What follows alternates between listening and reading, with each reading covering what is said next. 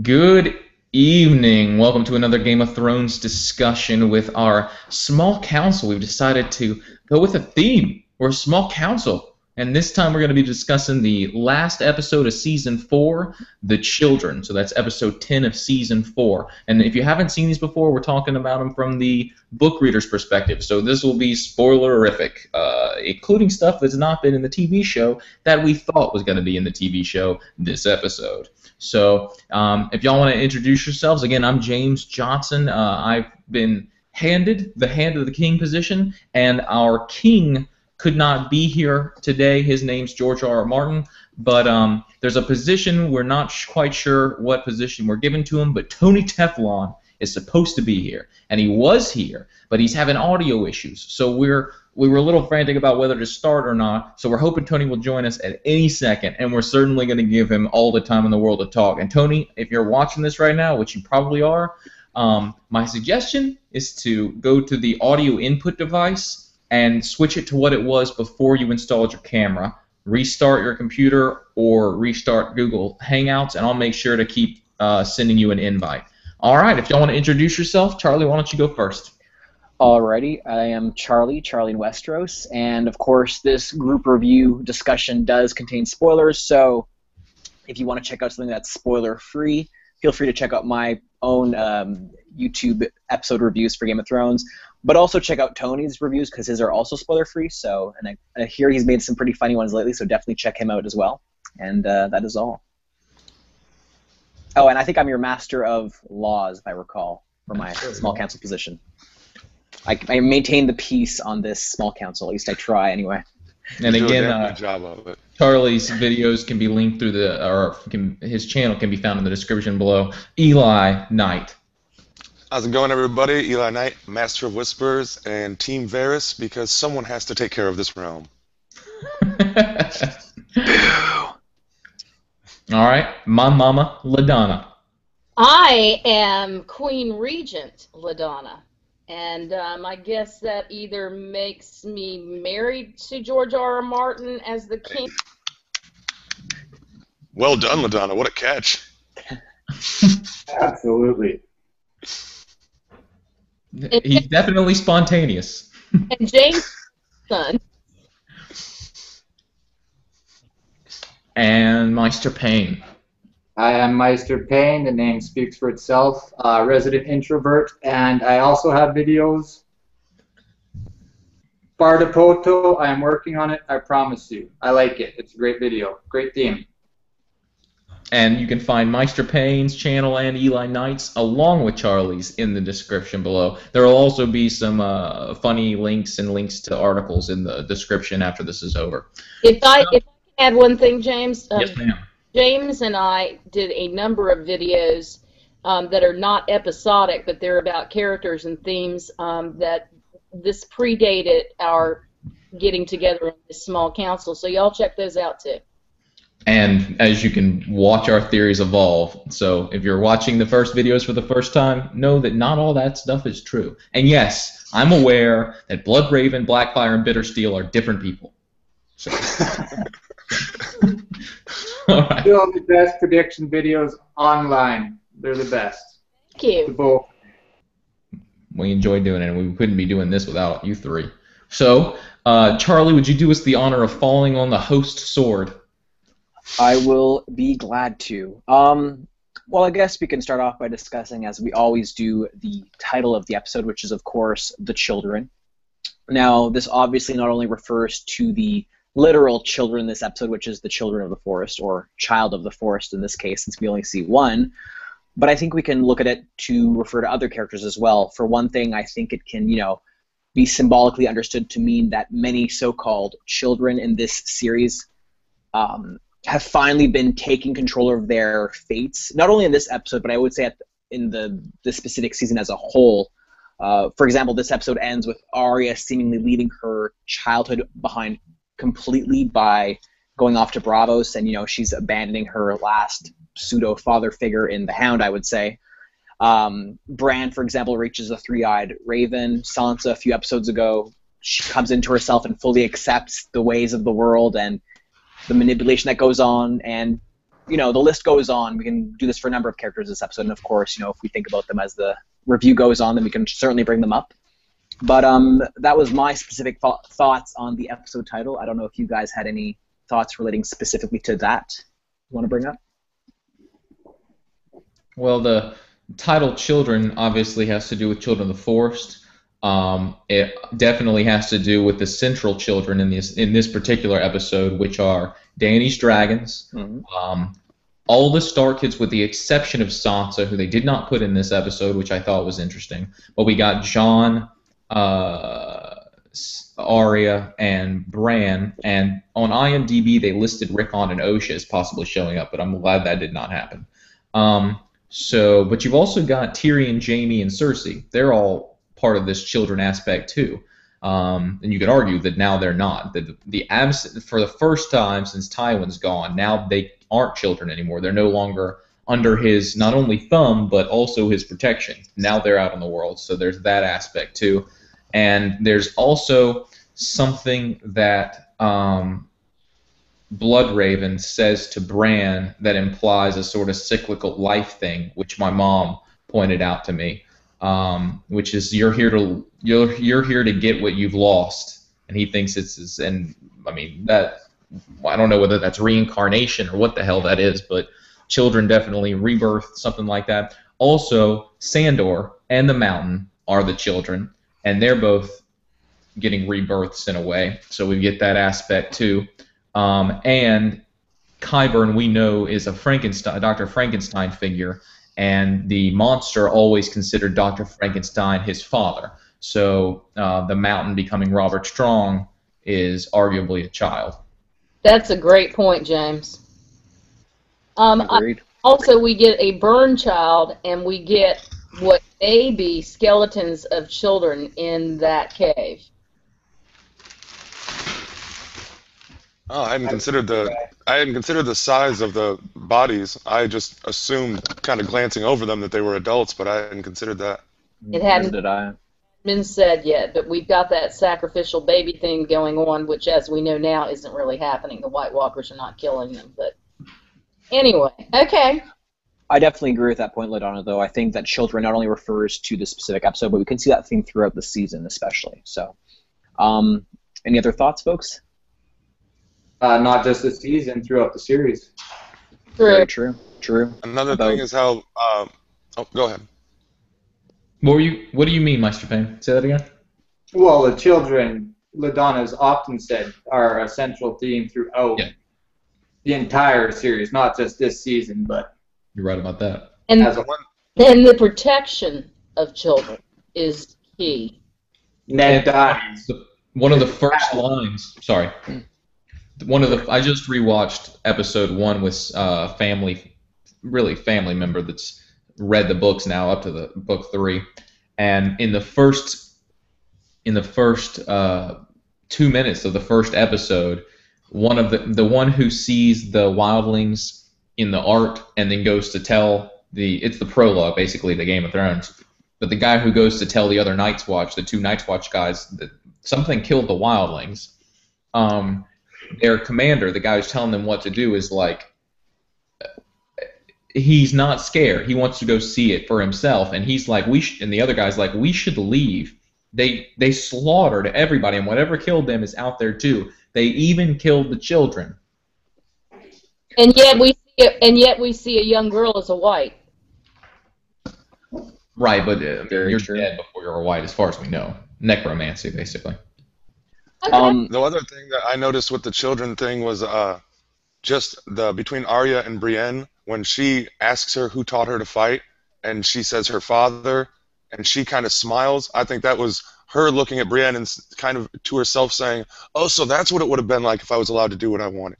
Like this is what I could have been, but Dad wouldn't let me." And then she even touches her sword when she says it. Father would never let me. Yeah. I thought that was interesting with the children. Glad you said that, Eli, because everything I've said about this key theme of protection of children, you can kill adults, but we have to protect the children. They're the future. That was exactly what Sandor Clegane says when Bran says, "Oh, so you're, like, protecting her now? And he goes, I am. So I found that heart-wrenching and beautiful. And I think that... Oh, go ahead. Again, it's just the protection of children by adults who are strong enough to do it. I also think that was when the Hound answered that question and he said yes. That was the first time he realized that he was actually just protecting her. He wasn't actually trying to get anything out of it. Like he just admitting it himself. Eli, absolutely, and yeah. And you know, and that mirrored the scene between Cersei and Brienne when Cersei says to Brienne, "You're in love with him." It's like a gobsmack. Oh my God, yeah I am, and the Hound. Oh my God, yeah I am protecting this child. Which was more. It was more necessary in the show than it is in the books, because the books can do this slow progression. In the TV show, they kind of have to tell us that. To add to the children aspect, the reason the dragons are locked up is because they killed a child. That was like the one. It was not okay to do that. I don't think they killed that child. I think that was an extortion, but we'll get to that later. I would agree with you in the books, but that guy looked like he was balling. Hired a good mummer. Maybe just to add to a comment I made a few moments ago, I think it was Eli. David Benioff and Weiss have recently made the comment that they are intending to go for 7 seasons for Game of Thrones. Saw that. And that would basically mean that this season 4, would be pretty much the midpoint. I kind of made a reference to season 4, episode 5 as kind of the whole midpoint episode for the entire series, but I definitely see this season really as the season that kind of marks the end of Game of Thrones in its childhood phase and entering adulthood, if you will. You know, all these characters, all these young characters at the beginning are now finally growing up and living for themselves, or at least, you know, they're making their own choices. They're no longer a circumstance. They're making their own choices. Arya chooses to go to Braavos. Bran chooses to go to the Meereen Seer. Jon chooses to go outside to face his fears. You got a strong point there. That was awesome. So shall we go on to talk about events in the episode itself, folks? Yeah! All right, let's do that. I originally wanted to start discussing about events north of the Wall, but because we do not have the Dawn here yet, and in hopes that he will join us, I will instead suggest we start by discussing things taking place across the Narrow Sea with Daenerys, if you guys are all in agreement with that. That sounds good to me. Just so that everybody who's watching knows, at the end of the video, the interview with David and Dan, I have that link. I'll be putting it in the description. Excellent. And referencing it again in this video. Awesome.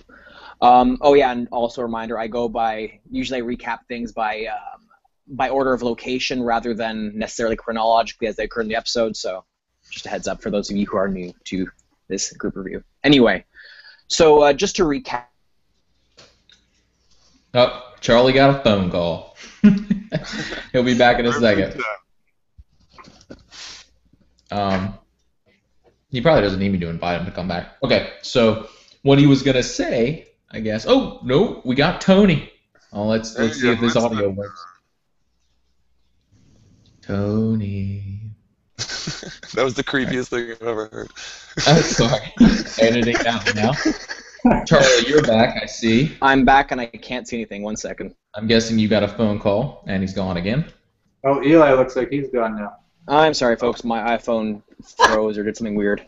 And I can see that Tony joined us. So, is Tony there? Yes, it's still loading him. See if the audio comes up when he comes up. Yeah, I have a touchscreen computer, so sometimes if something like a fly literally lands on my computer, it can close windows and things. So if that happens, I don't know what happened. It just closed the whole screen. But anyway, I guess we'll just go into recapping the events of the Daenerys as I was going to before my thing froze, or shut down. So across the Narrow Sea, Daenerys receives a citizen who wants to be sold back into. Can you hear us? Yes, I can hear you. And we can hear you. Hell yeah, there it is. Awesome. Well, do you guys want to talk about events north of the Wall then, since we have Tony? Let's go north of the Wall. All hey, right, Tony, we were talking about the named children of the episode. Does that mean anything substantial to you? You know, children. There's a lot of children in this series, but nothing that nobody else has touched on. I can't bring anything into it. Thank you for joining us, Tony. You know we love you. Thanks for having me. Alrighty. Let's give Tony his introduction. Tony, will you please tell the people who you are? And you can find his link in the description, too. Drum roll. No doubt. As always, for everybody who knows who I am, it's the Don, Tony Teflon, House Teflon, Teflon 316. We pull the strings. Love it. Classic stuff. Thank you, Tony. Hey, Tony. Everybody knows I'm What? eating pulled peanuts, which we mentioned last time, by the way, if everybody chose to come to North Carolina. So. Yeah, it's an acquired taste. I wanted to say before you start, Charlie, on Stannis. No worries.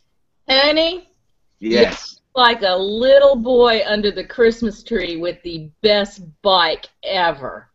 When you were watching Stannis. You really did, too. Christmas came to the Teflon house. That was an awesome video, Tony. And before I forget, Tony, you have to pick your position on the small council. You still have Lord Commander of the Kingsguard to pick from, Master of Coin, Master of Ships. I think that's about it. What was the other one you said? No, it was Lord Commander. You can also be the head of the, honestly, name a position. Really? Well, that's great. I didn't even know I was on the small council. I thought I was a guest of the small council. But I am honored to be a part of it, and I would love to be. I guess I'd have to take Stannis' position as Master of Ships. I'm cool with that. Okay. You know what I mean? Good pick. You can always vie for the kingship. You just got to do it in the shadows without people noticing. Hey, I'm cool with that. If it was good enough for Stannis, it's good enough for me. They're all shitty in their own ways. I'm queen, so you might have to marry me. That's not a problem. That's not a problem. Get that done in about what? I can get down there in 4 hours or so? Well, before that happens, talking about undressing Maester Payne's chains. So, I did want to. I have a question for you, Tony. Random side note: if Stannis ended up king, what position would Melisandre be in? You think they create a new one? I think that she would just be like I don't know if they would have a name for it. I mean, she wouldn't be the hand, but she would just be like probably a spiritual advisor, like these rich people have now. You know what I mean? They have these spiritual advisors that come over and do yoga with them and tell them what to do and stuff like that. She'd probably be something like that. You know what I mean? She'd be guru. There is no religion represented on the council. That's a little surprising. That's a good point. The High Septon could be. I guess you could. And Tywin said that one of the previous kings, was pious, and I can't remember what he did that was stupid, but did something religious. I can't remember what it was. Baylor? Baylor the Blessed. Didn't he put a young boy on the position of the High Septon, or was that somebody else? No, one of them fasted to death. That was Baylor the Blessed. I think he's both. He put the young kid on the position for High Septon, and he locked up his sister so he wouldn't be Tempted. tempted. And then the other one you guys just said. Alrighty. Well, folks, let's get into this episode because I'm sure our fellow viewers and fans of Game of Thrones are waiting. So let's talk about events beyond the wall, shall we? Yes, ma'am. Alrighty. So beyond the wall, Jon meets with Mance Rayder to discuss an end to their conflict, and secretly, it seems like Jon is going to try to kill Mance Rayder, of course. Mance explains that the Wildling army wants to go south of the wall in order to hide from the White Walkers.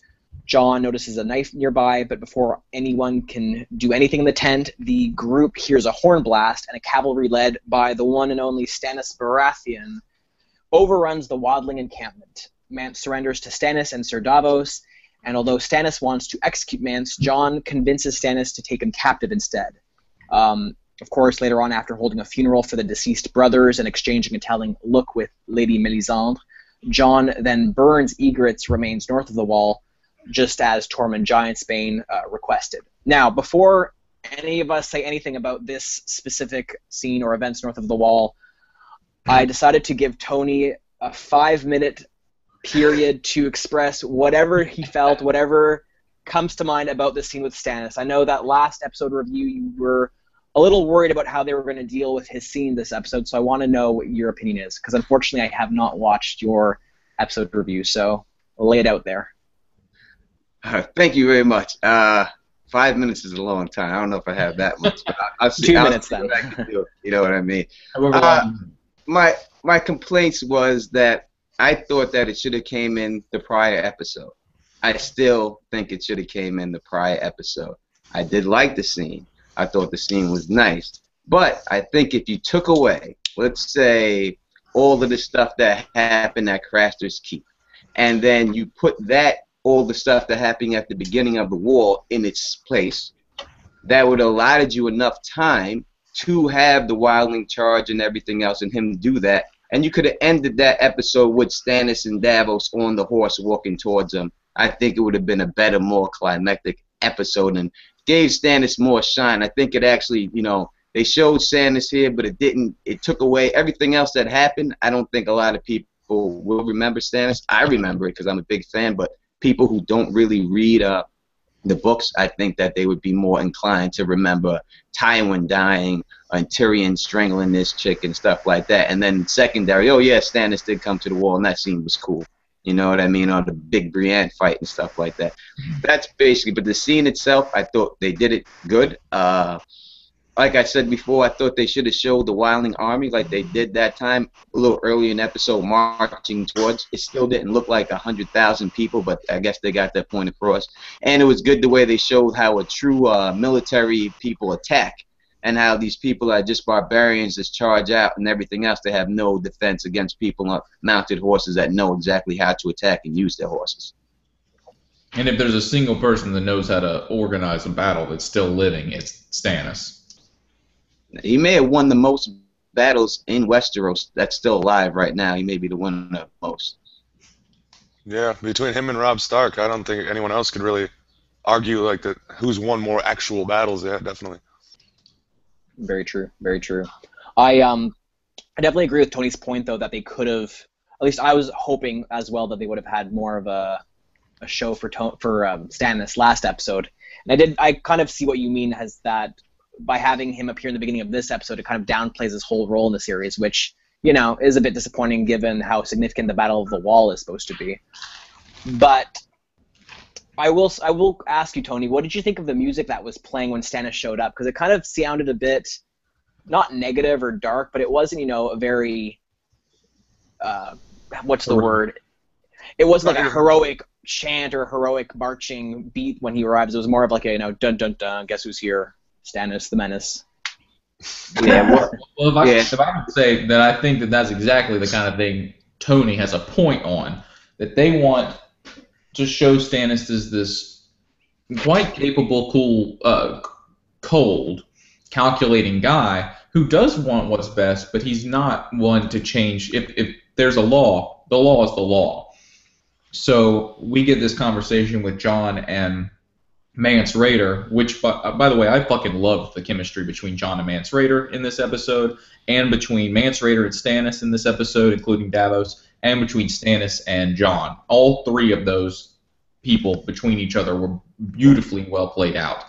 But we watch Mance Rayder basically say, we don't want to hurt you, we just want safety. Now, there's the thought that follows that yeah, but once you're below the wall, you're going to raid every town you come across. But because we got this sympathetic Mance Rayder conversation where he basically just says, if you'll open the gate and let us through, we won't hurt you at all. So when Stannis shows up, even though he's saving the wall, because you know Jon can't grant him that because their job is to protect the realm, which means not allowing Mance Rayder's troops through to fuck everybody up. But it gives us sympathy for Mance Rayder, and then Stannis shows up. So in that respect, I can totally see what Tony's talking about, how they paint Stannis as more detrimental to the realm than he really is, because Stannis is trying to do everything he can for the realm. He left the battle to be king to try to help above the wall. I mean, everything they've done this season towards Stannis has been for Stannis to be not seen in a good light. They made him go beg for coins when he didn't go beg for coins. They made him burn people for a religion that he did not burn them for in the books. He burned these people because they tried to sabotage him and marry off his daughter. to the Lannisters. That's why he burned them. But they tried to make it like he burned them just because they worship the Seven. He has people in the Seven. He has people worshiping the drowned god. He doesn't care about what you worship. So he's not that type of guy, but that's the way they portrayed him in the book. The music, I think, is kind of gay. It was the same thing to me that when Daenerys' flag was up on Meereen and they put it up there, the same look they gave that is the same feeling that music gave Stannis, and I think that was strong. Agreed, totally agree with you on that. With the whole feel that you get, especially with the music with Stannis, they also do the exact same thing with his lighting. That guy cannot get out of the shadows for some reason. Like that, it just makes him look dark and brooding, you know, when, especially with the fire, I don't know. If anything, I think that his camp would be a little more lit up. Can I add two things? Go for it, LaDonna. Number one, I thought it was magnificent when Davos and Stannis, when Davos and Stannis rode in on those horses through the smoke. I thought that was beautifully photographed. I did want to say, number one, that I think that Stannis, perhaps because of Mel, is able to look at a long-term victory that will protect Westeros as opposed to some short-term goals. And I give him kudos for that, even though we wonder about Melisandre's ultimate motivations. But the other thing is, I wanted to say that Mance Rayder came across to me like Rhaegar Targaryen would have, in that Rhaegar, in our opinion, was about to get Mad King Aerys off the throne and try to rule better. And Mance's ideals that he tells Jon in that tent are very much, in my opinion, like the idea I had of Rhaegar in the books, where he says, you know, would a man of a Night's Watch who has just been offered peace kill me in my own tent? I mean, here's a man who can negotiate so many clans to get them together. This is his concept. Let's all come together and have some peace and work together. I loved it. I agree. Agree. To add to what you said about the smoke, I think as to the separation of the battle between this and the last one, I think it could not have been done better, because this is not really a battle. This is a slaughter. The last one was I say slaughter, I mean, it was obvious who was going to win this one. But in the last episode, it's not. So I can understand why they divided it. One is let's watch these two groups fight it out and a stalemate at the end, and then the next episode be a resolution. But I also understand what Tony was saying about it. The people aren't going to remember Stannis as a savior. They're going to remember all the other things that happened in this episode. Yeah. If I could add one more thing, Mama, I just wanted to reciprocate or repeat basically what you said about the smoke being so perfectly done. And I think that we get this beautiful scene where I watched it with my girlfriend, who has not read that part of the book, so she didn't know that was going to happen. And this army comes up, and she's like, "Who the hell is that? Who is this? Who is this?" And she's extremely smart, smarter than me, and she had no idea who it was. That's not saying much, by the way, smarter than me, but she's extremely smart. But she had no idea who it was, and then we get this beautiful scene with the snowy mist breaking apart, and it's Stannis and Davos, and it's a powerful scene. But that is almost directly mirrored in the Jon looking at the fire, and the fire refocusing so that we see Mel on the other side, and then it switches, and we basically see Mel's perspective, which is Jon in the flames, and we know that there's all I see is snow, snow, snow. But to me, this is a direct reference to her switching, questioning whether the god is giving her progressive visions so that she's supposed to change what she's doing for a greater good. Does that make sense? I was seeing Stannis as the king. Now I'm seeing Jon as the king, possibly. Which argues better for Stannis. I wouldn't say that she's necessarily seeing him as a king. You're right. I'm just saying. Or high, I think. Well, or some kind of savior. Also, I wanted to mention one thing, and I don't want anybody going off in a big dissertation. I just want one answer thing. When Stannis says to Jon, "What would your dad do to Mance?" Did everybody go, Behead him? Yes, I would cut his damn head off. That's what he would have done. That's what I thought. I disagree. I think John's exactly right. If Ned gave Mance, like they have the opportunity to capture him. If the question was, would you go to battle against him? Hell yes, I would, and I would kill him if I got the chance. Ned would say. But once he's captured, I don't think it's the same answer. Well, then it's mirroring what Ned's decision was, if we're right, that when he found LaDonna and Rhaegar was there, that he didn't behead him. He took him and hid him and protected him. Good point. What would your father do with this man? Well, we might find out later that his father had that choice with this man. As you can all tell, my mom and I are still pretty favorable that Mance Rayder is Rhaegar. Yeah, Well, go ahead. In their introduction there, when Stannis is looking at Max and asks the question about what would your father do, watch the eye play, and Mance saying, "You're the king beyond the wall." It's interesting.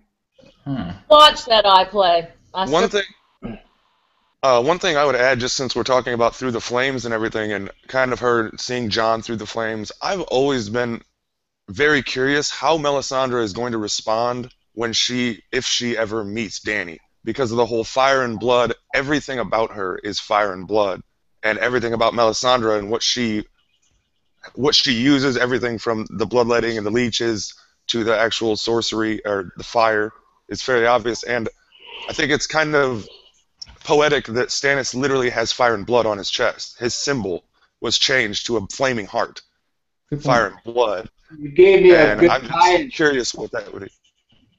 You gave me a good tie-in, Eli, and it's a question for Charlie and Tony and your respective champions. When I noticed this episode, and it's throughout most of the season, but they always have somebody announcing them. Davos speaks for Stannis, the one true king. Dany has Missandei.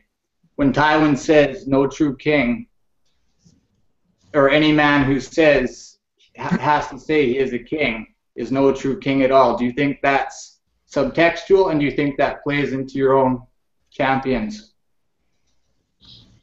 I think that it's definitely he doesn't have to call himself the king. You don't. If you're the king, you don't have to call yourself the king. You always have someone that speaks for you. You can't toot your own horn. And if you have to call yourself the king, you are not a king. And I think that's exactly what it ties into with Stannis and Dany. She doesn't really call herself queen or Khaleesi. It's always somebody else that does it. And Stannis is never calling himself king. He just knows he's the king. It's always Davos or someone else that said, you better bow, boy, or listen, you're talking to the king and stuff like that. Also on the Azor Ahai thing, Azor Ahai, I don't think has ever been considered to be a king. I think he's just a savior. So him being the savior and her seeing Jon as a savior doesn't mean she doesn't see Stannis as king. And I think that she's, in the book, she's already realized that, Jon is Azor Ahai. And then in the shot, she may be looking and seeing, hey, this guy may be Azor Ahai, but Stannis still is the king of Westeros. You know what I mean? And she may turn her attention towards Jon in that respect, but I don't think that diminishes Stannis' claim to the throne. He has the people in the north behind him, and once he gets a couple more people behind him rolling down, I don't think that there's going to be anything stopping him. I think he wipes Aegon right out. Charlie? I think Tony laid it out pretty damn amazingly, to be honest. But just to add on to that, I will also just say that, as Tony said before, Stannis is the people's champion in a sense. So it goes really beyond him being a king in any sense.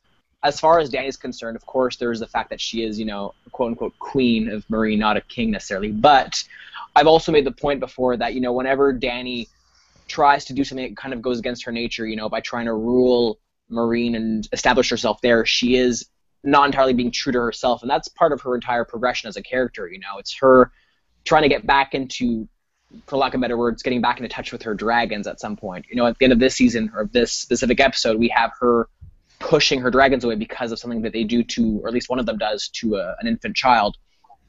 Of course, we know later on that she reunites with Drogon, and she has that whole journey through the desert. So we're going to get, and assumedly we are going to get some arc where she kind of, not reinvents herself, but she rediscovers herself, or rediscovers what her true nature is, that as the mother of dragons. So definitely this whole scheme going on of her at Meereen isn't really isn't necessarily, you know, reflective of who she truly is, if that makes any sense.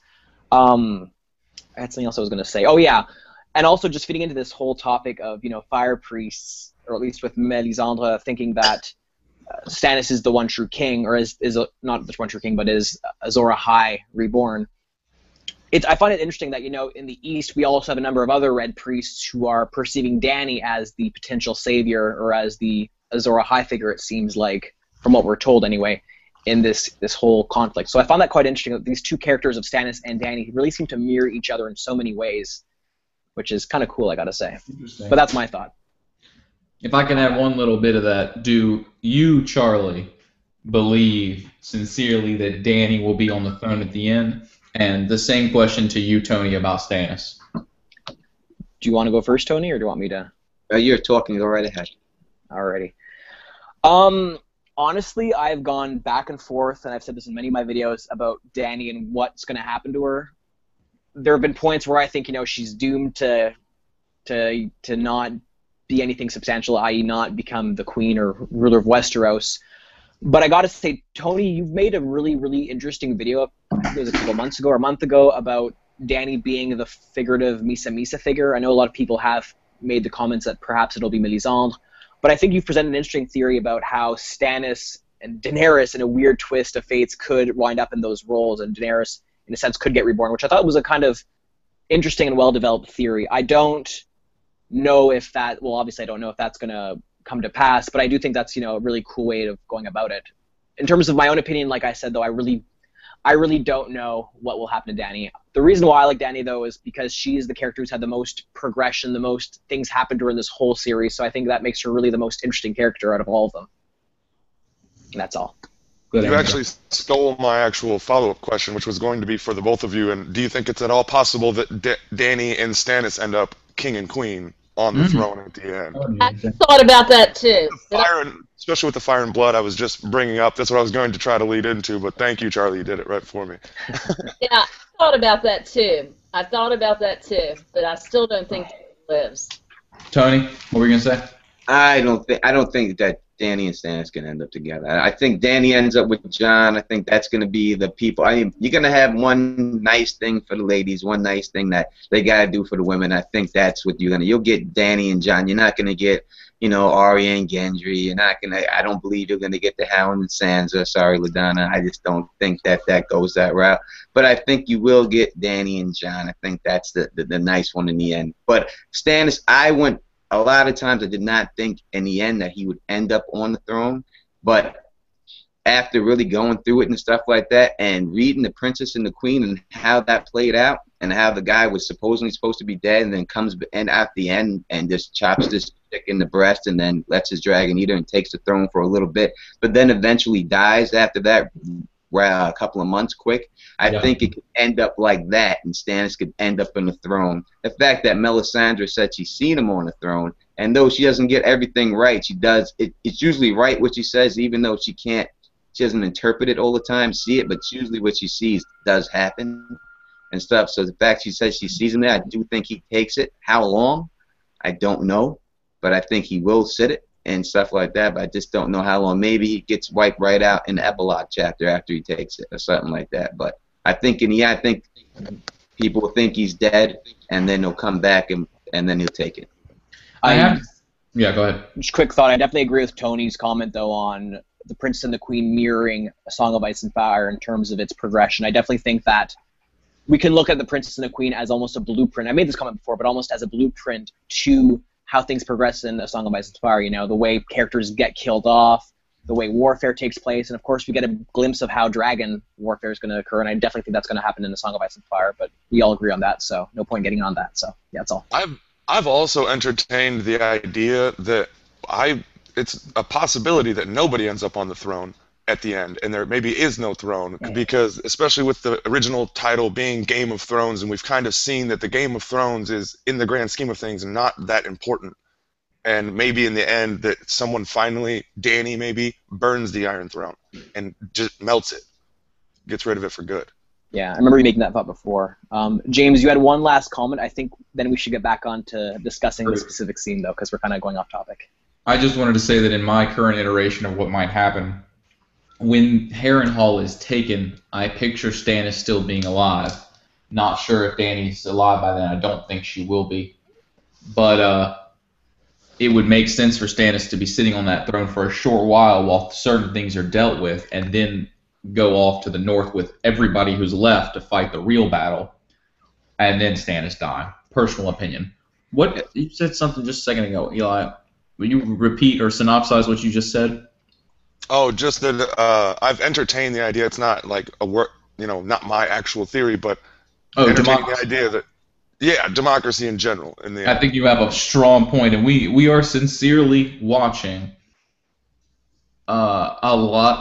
we are watching the progression from a dark society with a beautiful past, supposedly, into a modern society. We're watching science progress. We're watching,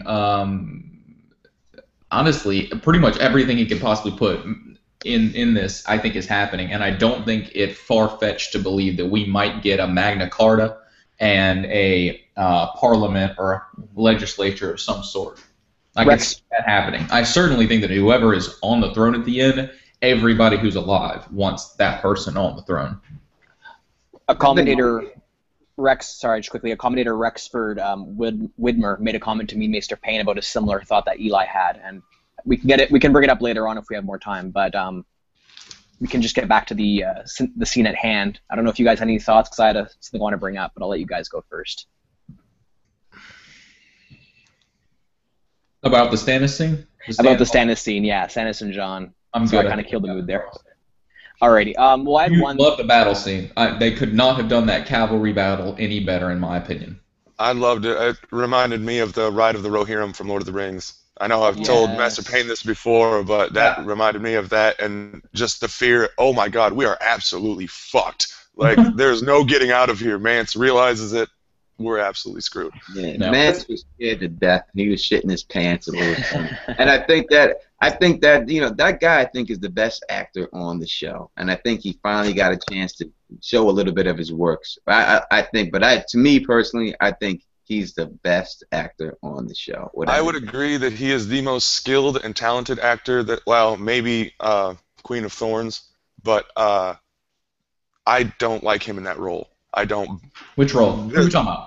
Mance Rayder's actor. He's not. I thought he's perfect, but fair enough. He's not the bard that I wanted him to be. That guy is just too stoic for me. And I love him for being stoic from Rome and all the things that he's done, but I just never pictured Mance Rayder as a stoic character.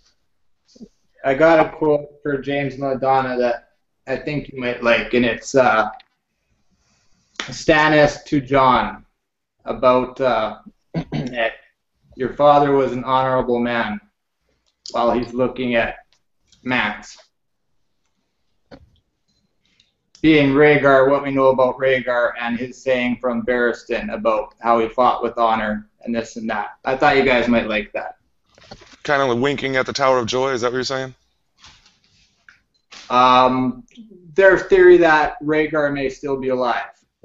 Yeah, that's. I like the idea of them taunting us in the face with all this, which they certainly are. I mean, the scene with Maester Aemon, where he's talking to Jon, that is, if we're right about Jon's parentage, it's obvious that they did that in the first season so that we could watch it and go, oh, well, Aemon knows. He's telling him. He's trying to tell him. And if Mance Rayder is Rhaegar, they're doing that. I agree with you. They're doing it intentionally. So I think that it's important to be able to view it that way. I thought, though, that the most interesting line was, I don't believe I've had the pleasure, when Mance Rayder basically says, I haven't met you before, Stannis. Now, he could be lying, but also Stannis was trapped on Dragonstone for most of that battle. There was a curious introduction there when Stannis gets off his horse, and the way he says it, it just seemed odd to me. You're the king beyond the wall? It's almost like, I know who you are. It's not, you're the king beyond, or are you the king beyond the wall? It's, you're the king beyond the wall. Like, oh, it's you. I get it. Yeah, that's cool. I never thought about it like that. Like, oh, you're the him? I gotcha. And then it's, do you know who I am? I haven't had the pleasure, as if I know who you are, but we weren't formally introduced. It's very strange. I am not of the opinion that anybody, but that anybody but Corrin knows that that's Mance Rayder. I think Yeah, Benji he shouldn't be able to. Stannis shouldn't be able to. Say that again. Stannis shouldn't be able to know him. I mean, he looks nothing like Rhaegar, so if it Okay. is, but the way they introduced each other was just very strange. I agree. I think Odd. Stannis should have kicked him right to his knees when he said we don't kneel. He should have had Thank him you. right to I his knees. brought this up. We That's went the on bottom before. line. Oh, I'm I sorry. think you should have made him kneel, and that's the bottom line. The guy is getting a little bit too lippy right there. He should have put him in his place. But the point is not, you can't, I understand what you're saying, I don't necessarily disagree with you, but you can't make somebody kneel. The point is so that they do it willingly. And then you could make somebody kneel, but what Stannis wanted was for this leader to show all of his people that he's willing to subjugate himself to this other leader. And Stannis is like, it's customary to kneel when you're surrendering, and Mance Rayder's basically like, sorry, man, but we don't do that. Well, obviously, we don't kneel. But when Stannis can respect it, but he basically says, you've lost. I could slaughter you right now.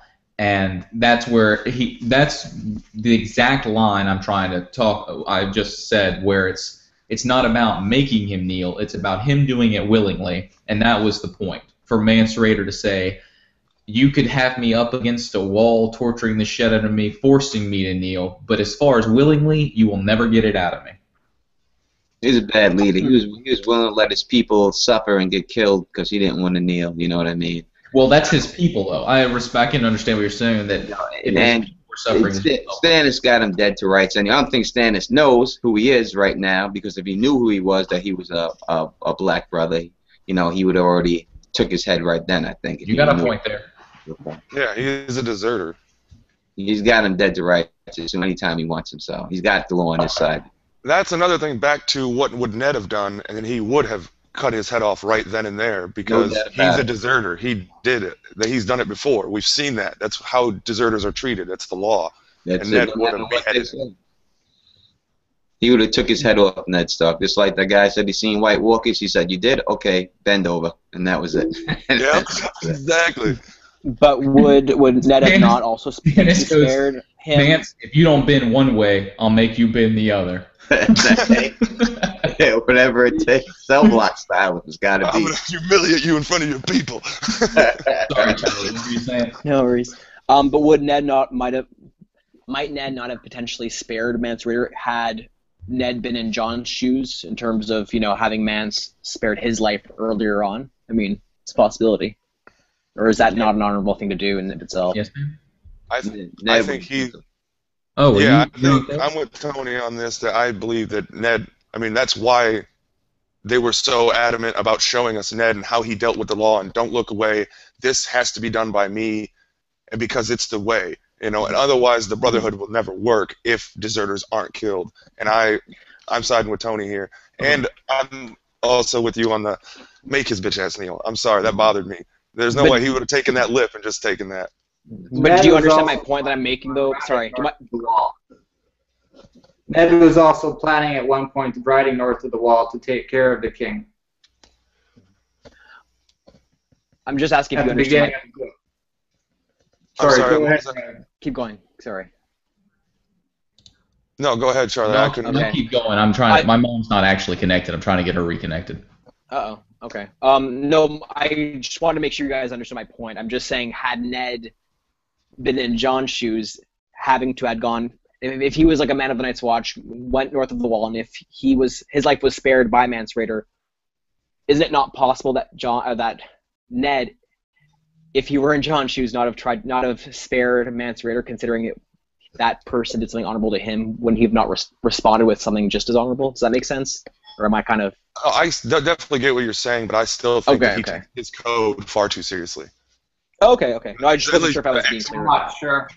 But yeah, I get what you're saying. Yeah, definitely. Okay. That if he had been spared by Mance, would he still kill Mance? But Right. I still think he would, personally. Yeah, Okay. I think he would have took him out too. I think it would have been a rat. I'm not like swayed either way. I'm just kind of playing devil's advocate from that one. Yeah, I got you. There were I mean, James and LaDonna are kind of disconnected right now, but I mean, I brought up one of these 2 points, or actually, Maester Payne brought up this point before we started the video, and it was about one of the theories that seems to potentially be validated that James and LaDonna have brought up, and that relates to, of course, Hodor being the potentially a giant, and obviously the descendant of a giant king, possibly. Because in this scene we have Mance Rayder tell. That was you guys. Yeah, actually, do you want to tell it, Maester? Because I mean, you were the one who brought it up first. No, I didn't bring it up. That was you guys. Are you sure? I just agree. That was, I it was never actually, thought about it. it was Was that actually you, me. Eli? Oh, Eli, Yeah, I then brought you it go up for it. before we went Okay. live. I just thought that it was fairly obvious that they made a specific point to go out of their way and explain when he was already killed off who that giant was, and that he had a lineage, and that there is no longer an heir to the giant throne. And I think that they wouldn't have went out of their way to explain that, because they didn't have to tell us who Mag was after he had already been killed in the last episode, but they went out of their way to explain that there's no heir on that throne. And that plays into the theory that Hodor is possibly half giant and possibly, or full giant and a baby, the argument could be made, but that he is possibly the heir to the giant's throne. And he is wandering north, where that empty throne must be somewhere. Absolutely, Yeah, and I think that it's also. Go ahead, Maester. I had not thought about it, but when Eli brought it up earlier, it really starts to make sense now. It does. I was never on board with that theory, but this makes sense. Which theory? We're just talking about Go ahead. We're just talking about the idea that Hodor is potentially the heir to the giant's throne, since Mag the Mighty, as Eli brought up, was killed off in this episode, or was killed off in the previous episode, but this fact was brought up by Mance Rayder, and Eli was just explaining how, you know, they probably would not have brought this up if it wasn't in some way relevant. And I just want to add on to Eli's point, though, is that, ironically enough, we have Mag the Mighty do something heroic and brave, you know, fighting to conquer the wall, whereas it contrasts nicely with Hodor, who is basically a giant, potentially a giant baby coward. You know, he can't even fight for himself when the I think they were whites were attacking them, and he had to have Bran work into him, which would be a kind of an interesting parallel there, and it kind of feeds into the whole. LaDonna's gone. It kind of feeds into the whole Sam and Randall Tully dynamic, where, you know, the son is really cowardly and weak, but eventually comes into himself, and the father, you know, he's this big epic guy who sends his son away. So that's all I wanted to add on that.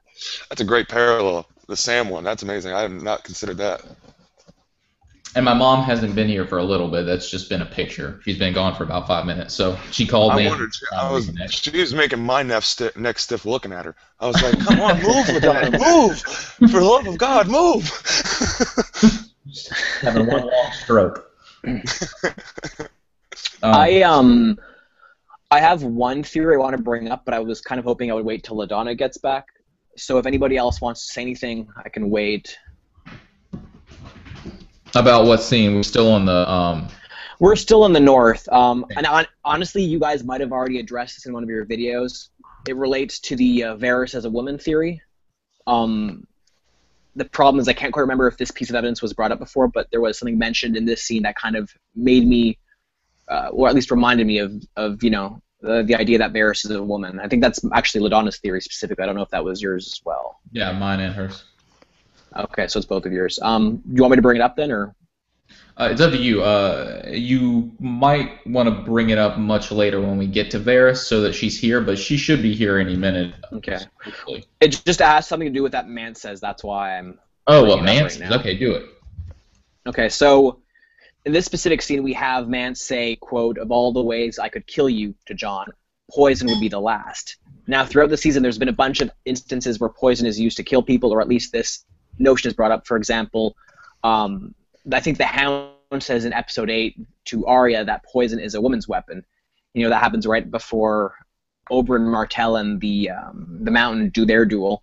And of course, it kind of relates back to the fact that Joffrey is killed off, at least as far as we're led to believe, by Olenna Tyrell. Of course, you guys theorize that it's Sansa.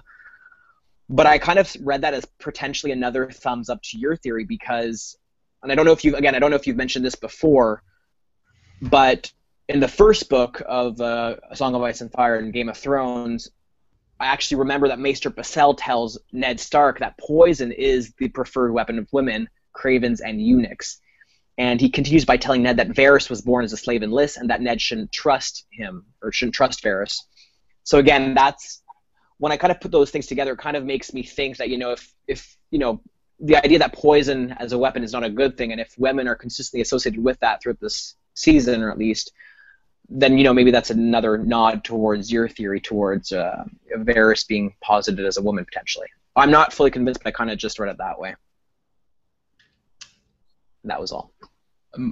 I definitely think it's something to be considered about the poison as a woman's weapon, but my issue with that is, other than the possible poison with Joffrey, I'm not sure where Varys has used poison before, or where it would be connecting Varys. What I'm saying is that, well, no, because specifically, what I'm saying is in Book 1 specifically, Pycelle tells Ned Stark that poison is the preferred weapon of women, kind of like how the Hound says it to Arya in episode 8 of the season. And then he continues that statement by telling Ned that Varys was a slave born in Lys, and that he should not trust Varys, kind of in association with the idea that women are poisoners. So this is all in the same, in the same not sentence, but in the same little paragraph, I guess. So that's how I'm kind of tying that in. Does that make sense, or is that not clear? The argument could be made that Varys did poison Tywin to give him the stocked up bowels. The argument could be made to put him on the privy, to set that whole set of events into motion, in which case, you know, you'd have an argument there, definitely. I'm actually glad you brought that up, because I have a point to make on that later on. It was actually something that was stated by George R. R. Martin, but I'll get to that when we come to that scene in King's Landing. All right, so like the whole thing of Varys, my take on the whole Varys thing is, I think that what he was saying the poison's a woman's weapon, I think he was just saying it's a weapon for pussies. You know what I mean? There's people who are pussies, they poison people. People who can't, you know, who can't fight, who can't do things. Eunuchs and people like that who are scared, they poison people because they're pussies. I think that's what they were saying. I don't remember Varys poisoning anyone. I think his whole storyline has been that he got his dick cut off and given to the sorcerer, and I just don't see him taking that and then making him a woman, really stressing that storyline so much, and then saying, "Oh, that was just a lie. He's really a woman." I just don't. Why go through I'm just addressing in terms of play on the yeah. I'm just addressing this in terms of James LaDonna's theory specifically. I don't necessarily buy into it, but I was kind of intrigued by that line, and I agree with you, Tony, that on the surface I do think that is the statement being made, that, you know, poison is a weapon for cowards or weaklings, i.e. women in the series. But the fact that it keeps getting brought up so much, especially this season, I think it means something deeper as well. At least that's my intuition on it, and I don't quite know what that is, and I guess that was kind of my hopes to, pick your brains for if you saw anything deeper into that. Well, Oberyn poisoned a lot of people. You know, he was known for that too. So he's not a pussy. So, you know, he ate pussy. Very true. He ate a lot of it too, He but, did.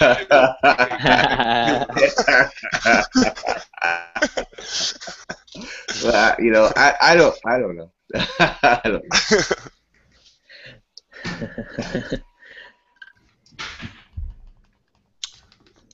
We can do any other thoughts on? If you want to do a theories video, we can make this whole thing into a theories video right now if you want. I don't care. We certainly can. We certainly can, and oftentimes it degrades into that too when we were having our conversations. I don't know if you guys have any other thoughts on events north of the Wall as it relates to these events, but if you do, I could. If you don't, I could then move on to the scene with Bran. But it's up to you guys. I think the Stannis scene was the last thing we saw north of the Wall, right? There's one more with Bran. Yeah. Oh yeah. Well, yeah, not that part. Are we talking about the? We did that with the burning of the bodies and everything. Yeah, I think. Yeah. I thought the burning of the bodies was, I would say, the burnings of Ygritte body.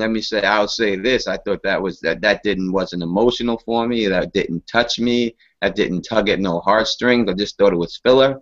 I don't think they really needed to show that. I don't know what they were thinking. The burning of the brothers, I thought they could have just ended it right there.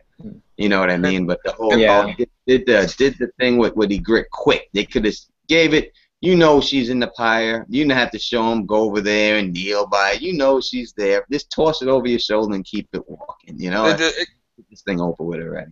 That drove me crazy just because I was like, so John took because that pyre was fucking huge. Big. So I'm like, you took half of a day out to build this fucking pyre? Seriously? Like, what the fuck, dude?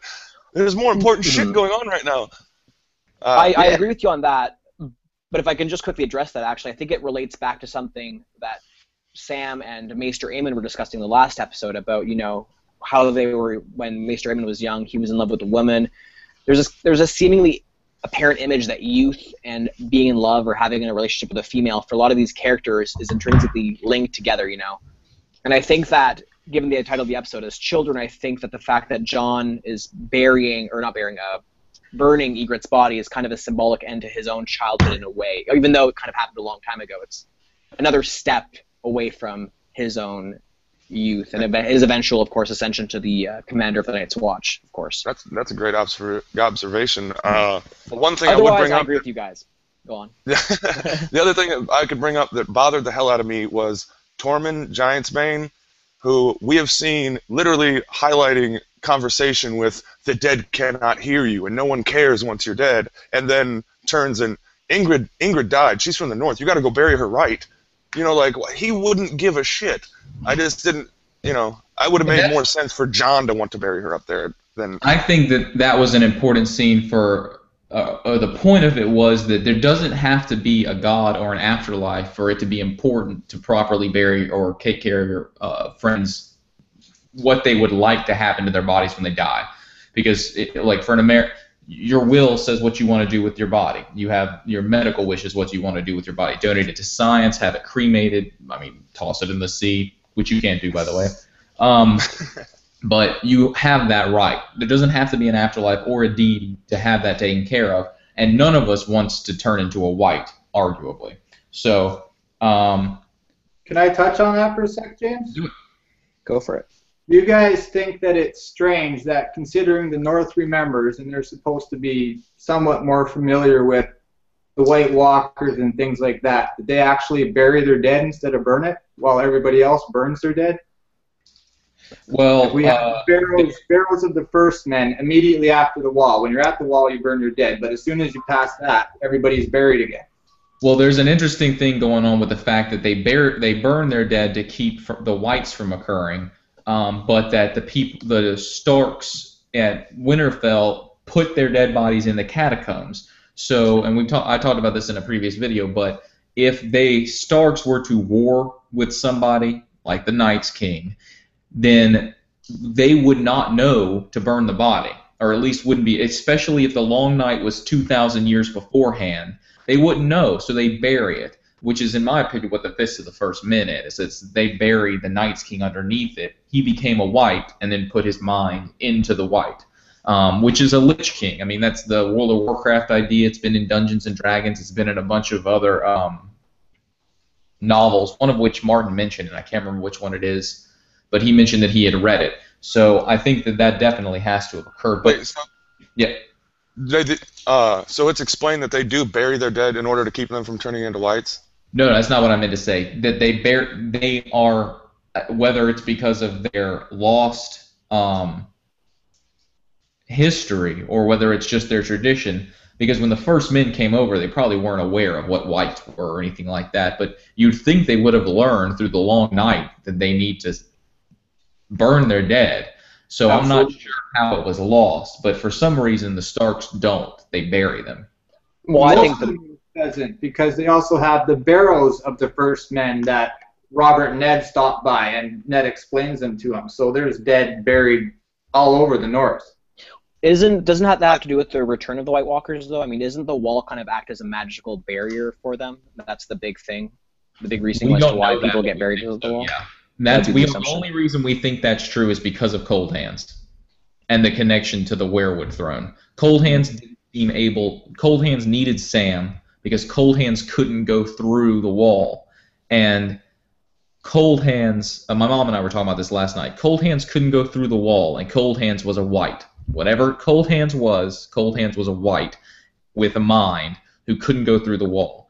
And we know the whites couldn't go into the Greenseer throne either. So some kind of magic is keeping them out. But that does not mean that magic keeps out White Walkers. And if the and we know that a female other mated with the Night's King, supposedly. Well, how could the female other be on the castle of the wall unless she can come down? So in my opinion, the Whites aren't allowed back and forth, but the White Walkers are. There's just not enough White Walkers for their army to matter, which is why they need the wall down to get their army of Whites down. Does that make sense? No, that makes sense. And I also meant to emphasize that their magic might not go so far as south of the wall. Perhaps, it's only a peripheral thing where it can only make the dead rise from the dead, make the dead come again within a certain periphery of where they are, if that makes sense. So Cold Hands is a White that was worked by Blood Raven to get Bran to him. That is definitely a possible theory. Absolutely. I like that, Tony. Well, since we're talking about Cold Hands and the Whites, do you guys want to talk about the next scene north of the wall? Sure. I wanted to add that I think that we're going to get to it, but the fact that we didn't have Tysha mentioned and we didn't have Lady Stoneheart, I don't think that was about timing. I think that was an intentional choice and that those will come up later. But if it had anything to do with timing, I don't need to see. There's a couple of things in this episode they could have cut, particularly Ygritte's burial. But I do feel like the Ygritte thing was important to let us know that that was the end of that storyline, that nothing about Ygritte's going to come up again, except, in my opinion, of the fact that Ygritte meant something to Jon, and that's going to affect his love life later. Agreed. Yeah. Mm-hmm. Yeah. Done. I think that if they were going to do it, they should have did the Stoneheart scene. They should have did it after the credits. I didn't think they were going to do it because I seen that chick on that she's on that 24 show. So when I seen her doing the 24 show, I knew they weren't going to do she wasn't going to be in this season because she shot that 24 thing with Kiefer Sutherland this year. But I think that they should have definitely put that in the after credit shot. It would have been like the Birth of the Dragons if they would have did that on the season 1. It would have had that much finale. Arya on the boat was, that's cute. It's Arya on the boat, but it's not the Birth of the Dragons. You know what I mean? And you have a chance to get the Birth of the Dragons right there. Just having, you could have just had Thorosmir saying some words. You had Eric Dundee and say something to him. He said, "You sure? You sure? Oh yeah, do it." He says some words and he puts his hand out, and then it goes to this chick's eyes, and she turns her head, and boom, and ends right there. Definitely a nice setup there, Tony. But we can discuss it more when we get to that point. I should try to make a joke here and say that. Did you guys actually watch the end of the credits?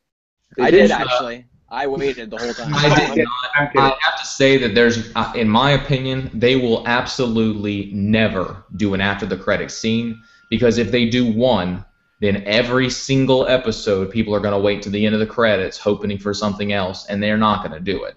I don't think they'll ever do an end of the credits scene. I think Marvel has tainted us, but the minute they do it, they're going to have to do it.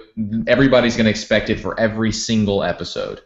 Folks, we're more than an hour in our discussion video. I think we should get to the next scene, ideally. Okay.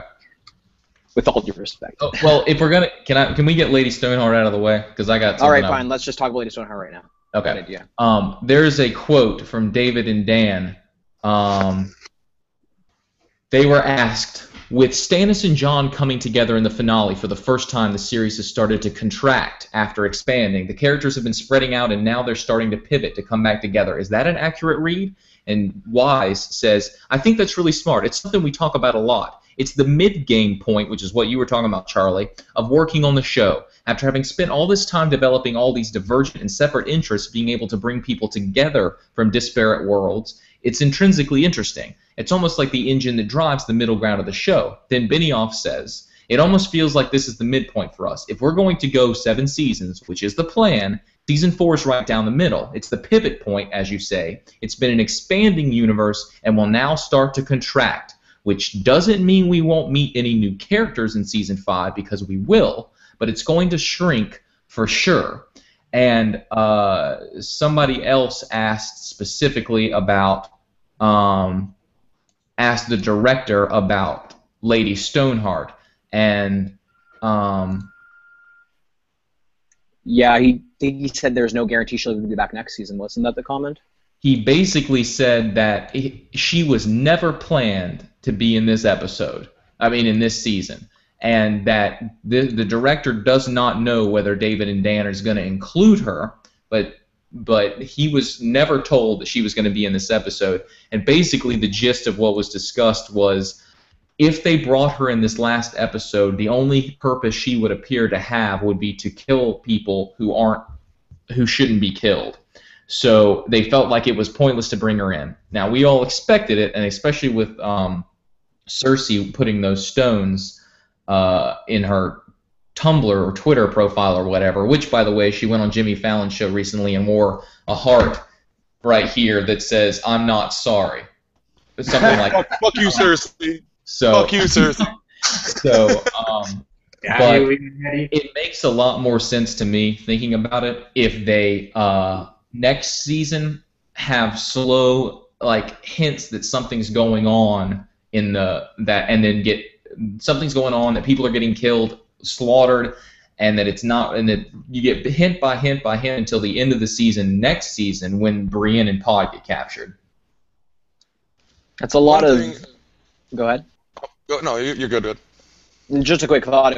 I like that idea, James, but it seems like there'd be a lot of middle points, or at least a lot of space between events from what is happening now to Brienne and Pod versus what would happen to them. What you're, I guess, assuming would be the end of next season, which is why I'm still leaning towards the beginning of the next season as a good idea for them to introduce Lady Stoneheart. But anyway, you were saying, Eli? That was literally exactly what I was going to say. I was going to give kudos to Tony, because he brought this up in one of his own videos, that at this point it can't be 3 days later. She can not still just floating down the river. This is months and months and months have passed, and we haven't seen her, so they're going to have to completely restructure that whole thing, and I just don't think we get it the same way that we're expecting it, or were expecting it. But yeah, it's a great point. You said it. They also haven't shown us that Jon can warg, or that Arya can warg, and Arya's warging is why she is able to see through Nymeria's eyes, which is why she sees Catelyn. But after that, we get no mention of Catelyn until the end of the thing, so it's not even like we have to wait until Catelyn gets reborn and we watch her get reborn. In the books, it's months after her death that we first see her as Lady Stoneheart, and we don't see her again in all of the books until the end of Feast for Crows, when Brienne gets captured. So there's really only 2 chapters with Lady Stoneheart. So in my opinion, they could totally do it. They just got to get rid of the first. I understand what you're saying, but I think they can set it up. And Feast for Crows, I think it is. There's stuff going on. I can't remember exactly what it is, but there's stuff going on hinting at Lady Stoneheart. But we already know she's alive. Go ahead, Tony. No, that's fine. Go ahead. I look at Feast for Crows and Dance with Dragons as one book. I don't look at them as 2 books. It's really just one book, you know what I mean? So I think they get 2 seasons out of mixing both books and stuff like that. And I don't see them having much more besides that. They have to go into wins after that, But Lady Stoneheart, I think episode 2 next year, episode 2, 3, I think they would have to show up. It has to be that quick, I think. I don't think they could wait till the end. Agreed. I hope so. Because I think also you have to probably going to be Jon Snow's death. I think he's got to die next season. Because you also have to think that people at this point, a lot of people, just show watchers at this point, would only know her as, oh yeah, isn't that like Jon and them's mom? I think they don't know Catelyn the same way we do. They weren't so tied into her, and she was killed off a long time ago in the show, and kind of depending like on how much they change her. Kind of like how they reintroduced Jorah Mormont, I guess, after 3 seasons too. Yeah, I guess We're not true. really sure who he is, but then we have to be reminded that, oh yeah, he was there in the first season. I think they could have showed her, and I wish they did. Next season they can do so much with just dialogue and story, like just intercommunication, that ending on such a high note this season, I think would have been great. Yeah, I have quite a few thoughts as to what comes next season, but I will save them for the end. I think it's undeniable that if they had ended this episode with Lady Stoneheart, it would have been one of the most touted episodes of television ever. If they would have added the Taisha thing too, but I can understand why they left that out. I think that was a huge motivation for Tyrion in the books, but he didn't need it in the show, in my opinion, and they can save it for later. We'll get to it. But we did get Jojen. Segue, Charlie. Jojen, right. So do you want to talk about Jojen now? Segue, Charlie. Hell Look at yeah. Maester Payne with the skills. You surprised me there, Maester Payne. You caught me off guard. So yeah, shall we talk about events north of the wall? Since Maester Payne brought it up. I'm listening. I'm still trying to help my mama. Alrighty. Yeah, I hope she gets to join us again because more stuff coming up. Okay, so far north of the wall, Bran and his companions reach their destination, which is the large heart tree seen in Jojen's visions. Upon approaching the tree, they are set upon by a group of what look to be whites, although they seemed a little different to me. I mean, they were just bones, whereas whites usually seem to be remnants of cadavers. And I guess you could say the same for these guys, but they just seemed a lot more mobile and agile, and I don't know, I guess they're just being warred more, or they're being controlled more powerfully or something. Anyway, Jojen is killed in this attack. Bran, Hodor, and Meera are saved by a child of the forest. The child of the forest takes this small group into the cave under the heart tree to meet the three-eyed raven, who tells Bran that he will never walk again, but he will fly. So where to begin? I mean, I have a few thoughts on this. I mentioned the idea of, you know, these two whites that don't seem quite as white-like as they usually do. But the other thing that kind of struck me was the fact that there were so many skeletons in this cave. And again, James, you reminded me that this was in the books, in fact, something I had forgotten about. But I just thought it was really, really intriguing how there's all these piles of dead bodies of what I thought were men. But I remember LaDonna saying maybe they were children. So I don't know what you guys thought of this whole scene and that whole interaction. So I'll let you guys jump in. I will, if you like me to, I will say Go for it. I did not like this scene at all. A lot of people would agree with you. The Children of the Forest is supposed to be. I made a better Children of the Forest on my Skyrim game than the person I played. I guarantee the one I built looks more like anybody thinks than that girl was supposed to be. But besides that, I just thought that it was it looked like Xena Hercules. It looked like that. It reminded me of the movies I watched with my father, the Sinbad movies, based of the Aragots, of those skeletons. They just running around. How this skeleton? I mean, they had to be magical because how the bones sticking together. I just don't know. I just did not like it. And the fireball that this chick threw was just too much. I love fantasy, but I did not want to see this chick throwing fire. Because if she could throw fireballs, then just do it and light everybody up and just keep throwing them. And then why fight if you have that type of ability to do things like that? So I didn't like that scene at all. And we're not going inside the thing talking about Bloodraven yet, are we? Or are we just staying outside? We just had some difficult. We can talk about Bloodraven. Talk about the whole scene, Tony. All right, the Bloodraven thing. I think they should have took more time in makeup to make him look better than to shoot fireballs. Use that money. You know, this guy's supposed to be a part of the tree. He's supposed to have the tree, the vines, everything growing through his body. He's supposed to be barely there. He's supposed to be like the crypt keeper. This guy looked like he was on the beach almost in Florida. You know, if you would have gave him a Mai Tai and he's like, you know, oh, I seen you. He's sitting there, the guy's like, oh, I seen you when you were born. I was jerking off when you were conceived. Oh. I was hanging out this whole time. It just seems like he's having a good time. Too good of a time, this guy. He's supposed to be 1,000 years old. Come on, man. You know, he just seemed like a peeping Tom. I just didn't like it. It seemed like a creepy peeping Tom. That's what he looked like to me. No Bloodraven. I agree. I was kind of underwhelmed by his presentation. I was hoping for a lot more, too. I was actually looking for that nice twig going through his eye, but it wasn't there as far as I could tell. Or the red eyes either weren't. Nothing. No. They literally just hung him up from the rafters, and that was pretty much it. It was. Maybe they ran out of money last episode of the season. Hey, they're on a budget. The one thing I hated was the leaf. I'm sorry, but that looked like the little girl from Waterworld. I mean, that was fucking terrible. I hated that.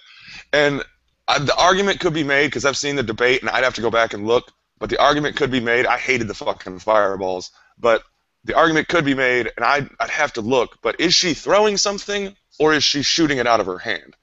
Because if she's throwing at something that is exploding, that is a little more explainable, because then you don't have just a fire mage running around in the north, because that would be the most effective thing on the planet. But I don't know if they were actual pouches or something, but I hated the scene in general. And I think it's official now. Jojen paste, is that official now?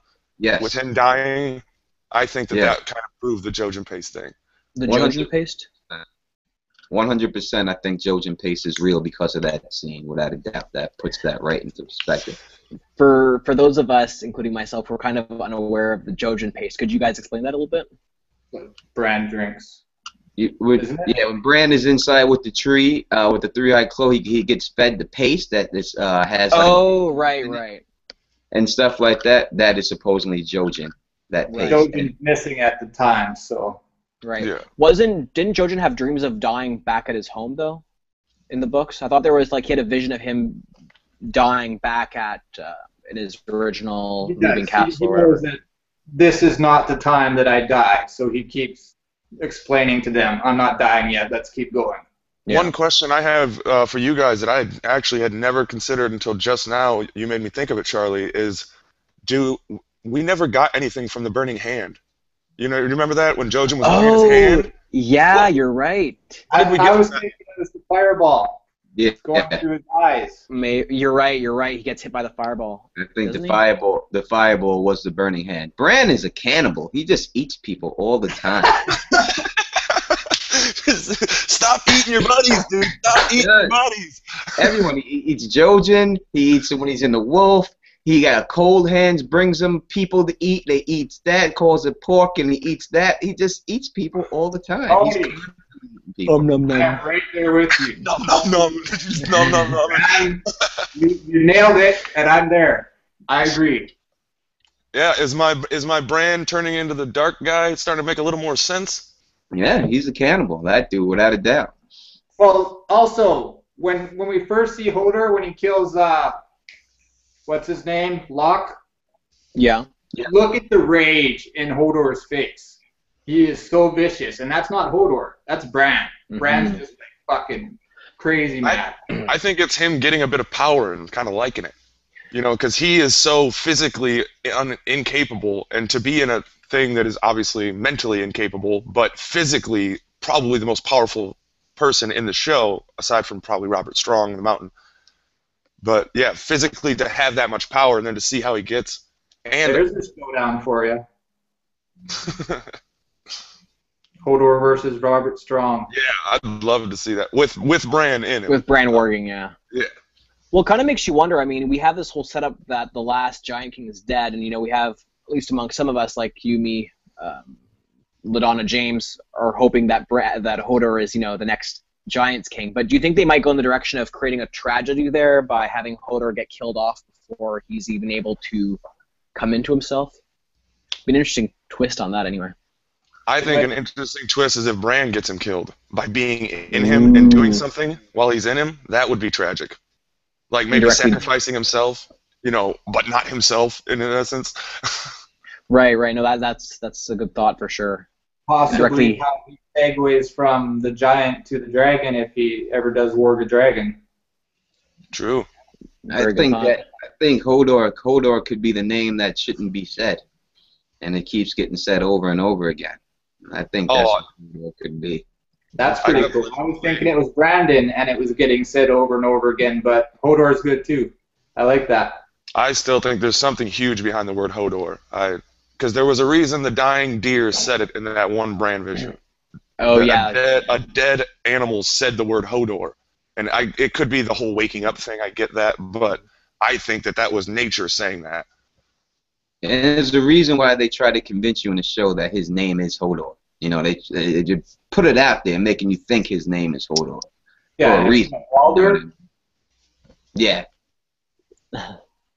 Well, speaking of meanings behind words, what do you guys think about the Three-Eyed Raven statement to Bran about how he'll never walk again, but he will fly, and kind of tying that into, the fact that Bran is going to regain something that he lost?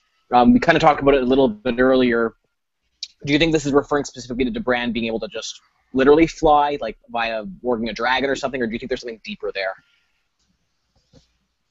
I think it's him walking a dragon. That's what I think. I think that's what it means. He has to walk a dragon. I don't know if it's an ice dragon or a regular dragon, but I think he's got to walk a dragon.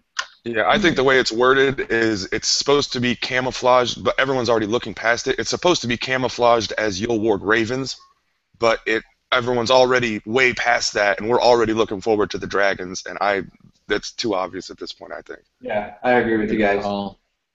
If he starts flying and floating, I'm thinking Give me the some story's Superman. taking a wrong turn.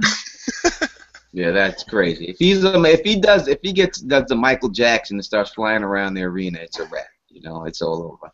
I don't want to see that. I'm a fan, Agreed. so sign me up. Sign me up. I'm buying that ticket. Just to check in, James, are you having any luck with LaDonna or no? I don't know if you can hear me. Yeah? Awesome. Okay. Have her on in just a second. I want to make sure I got opinions on stuff. Perfect. Okay, good. That's why I didn't want to leave this scene, because I figured you would have something to say. I'm going to run for another smoke, guys, so have at her. Perfect. Excellent. Well, now that there's 3 of us, let me think of something we can talk about this specific scene. I'll talk about whatever you want. So, got anything to say until they get back? You can say whatever. I'm up all about it. All right. Let's talk Well, about do you think they're gonna? I'm just joking. well, no. You guys brought up some interesting thoughts about the three-eyed raven. Do you think we're gonna get that same character? Same original character playing him in Blood Raven. Do you think that's gonna get addressed next season, or do you think we're kind of just stuck with this whole other three-eyed raven character that is not Blood Raven? Because it's like I said, his eyes weren't red.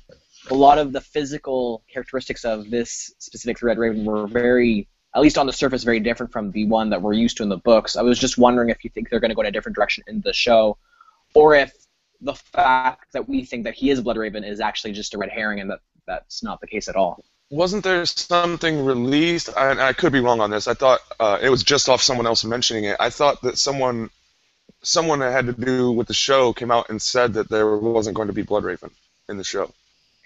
I seem to recall something somewhere that was said as well, but I can't quite recall. Maybe James knows. Yeah, I think he was the one who brought it up, honestly. But because Right. I think it played into it kind of shut down one of his theories on Blood Raven, and he had to kind of be like, he's not going to be in the show, so I get it. But I don't know if that's a fact, but I feel like I remember hearing something about Blood Raven being excluded, which surprised the fuck out of me. If that's not Blood Raven and that's just some old man, that's stupid. And that's just straight up. Why do that? Why would you do that? You know, why? There's no sense of doing stupid little things like that. You know what I mean? It's like I totally agree. Names. You know, you don't need to change characters' names. Just stick to the script. I don't understand why people constantly think that they can do it better than the people who wrote it. You know, don't get that arrogant. It's because you had a hot season the first season. You know what I mean? You got a little bit. Don't get too cocky, kid. Just stick to what got you there. Yeah, the content speaks for itself. You don't need to tweak it and change it. I agree. I think it's arrogance a little bit on their side. Yeah, I'm hoping they'll stick to the original plot, but I mean, who knows, right? Especially in this kind of story, because any tiny change will have the ripple effect, and then this can't be done, and then the next thing can't be done the same way, you know. So changing little things really does fuck up huge parts of this show. I mean, to take Blood Raven out, if that they named that guy fucking Blue Hawk, and put why would you do something stupid like? You know what I mean? There's no sense of doing that. It just doesn't make any sense. But Charlie, if you're talking about crazy stuff like that, are there any questions out there that we can answer until like? I was wondering about. I was actually just looking at the comments right now. A lot of them we've actually kind of answered. I mean, one person was asking you if you, Tony, thought that Bran is going to warg into Cannibal, the wild dragon from The Princess and the Queen. I think you've kind of answered that indirectly because you did say that he will warg into a dragon, but do you think it's that specific dragon? You said it was an ice dragon. It could be any. I don't know. I can't give a specific dragon. That's just too. You know what I mean? That's just too. I can't just say that. I think it's going to be a dragon. I don't know if it'd be a fire or ice dragon, but it definitely will be. He's definitely walking into a dragon. It would definitely be ironic that you just had that Cannibal conversation about Bran, and then he would take over Cannibal. That makes a lot of sense. Very true. That's actually not something we thought about. It makes a lot of sense. You know, I could see it happening. You know, I don't know. It could happen. He may have to. I'm not sure. Is this dragon still alive? Because I haven't read The Princess and the Queen, and I know I'm missing out there. What basically happens is that there is a young girl on Dragonstone who basically is able to tame a wild dragon that lives there, and the dragon is called Cannibal. Wait, no, Cannibal, that's a different one, right? Never mind. There is a wild dragon that is called Cannibal on Dragonstone, but he's completely wild. His name is Cannibal, and he kind of just... I think at one point they don't really know where he goes or what happens to him, but he's basically assumed to be dead, if I recall. There was another... I just heard something about... doesn't she get on it and just kind of like fly off, never to be seen again, or something like that? I think that was a different dragon, though. Well, that wasn't Cannibal, was it? Okay. Because there were two dragons. There's one with the little girl that I brought up originally, and then she flies off with that dragon. But there was another one named Cannibal on Dragonstone that doesn't get tamed by anyone. Am I right, Tony? Yeah, I'm not. I know there's a little girl. She flies off, a little black chick. She goes out there and she flies off with the dragon. I don't know exactly if that was. I don't know the name. I can't recall right at this particular time which of the name of the dragon. Did you say in your video? Sorry, Tony. Did you say in your video that it melts into the ice again? I'm back. Welcome back, LaDonna. There she is. Queen Regent's in the house. Thank you, Jamie. Listen, I'm going to go log out of my computer in the kitchen, okay? Sounds good. We'll just finish our conversation about this, then we'll go back to LaDonna. You know, if I could say something real quick, I have had a couple of comments. People have said something to me about Maester Payne writing the pink letter. So just real quick, let me say, I don't think Maester Payne wrote the pink letter, and the reason why I don't think he wrote the pink letter, the person who asked me that is watching right now, we have a little time to wait, is because I just don't see the time he would have to do it.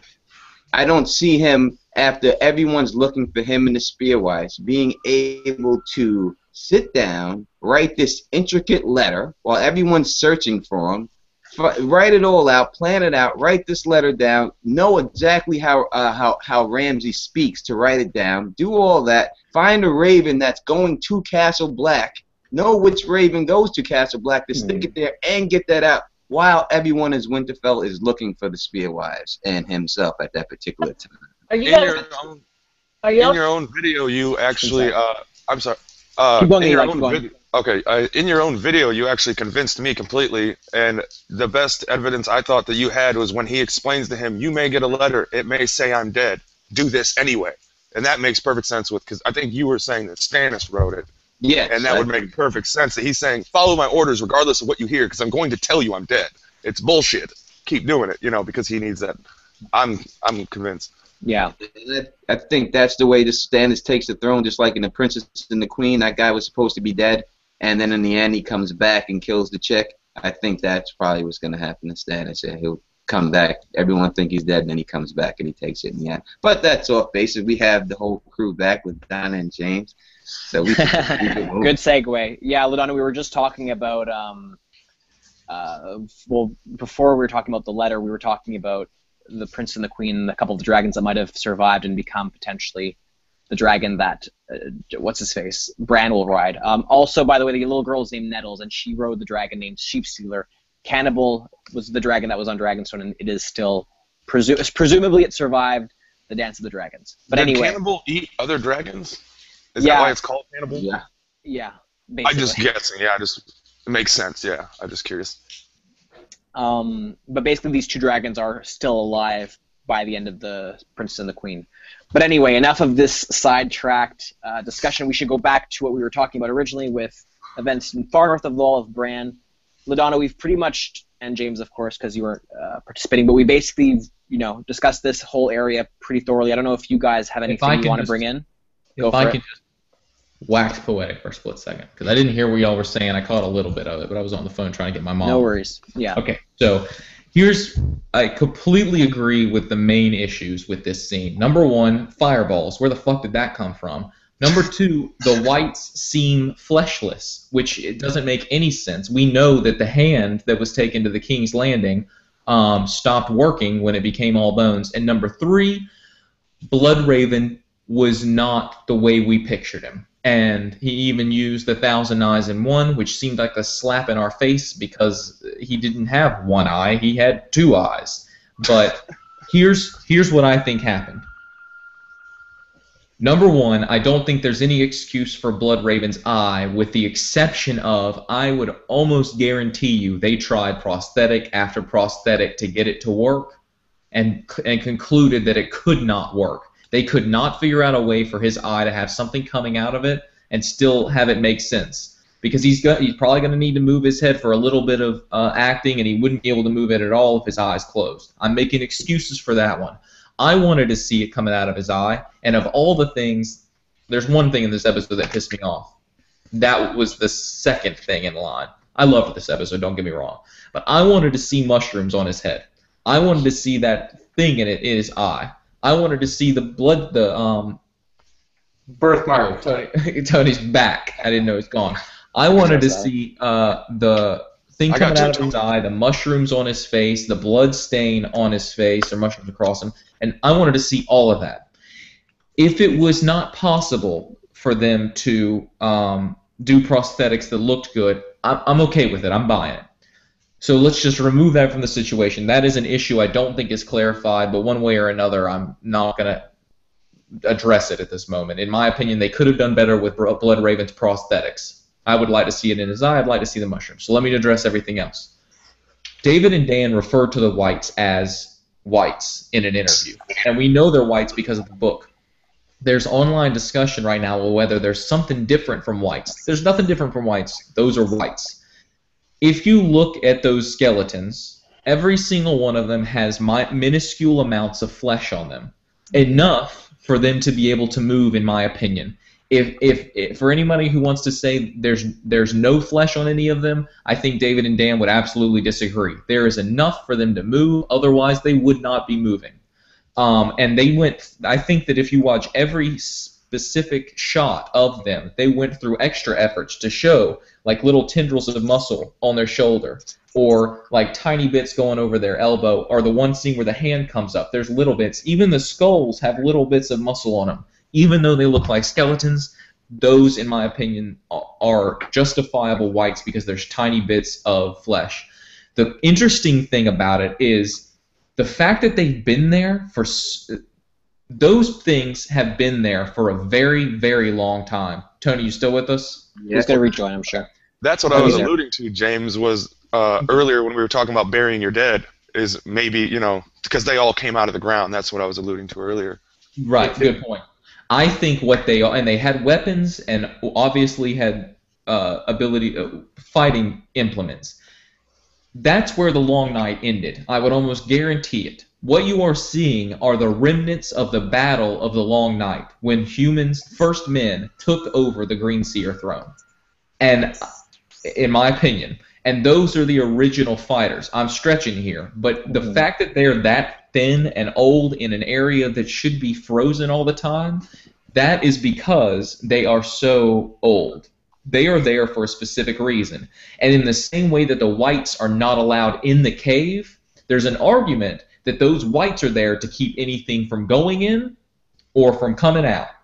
I don't know that, but it's possible.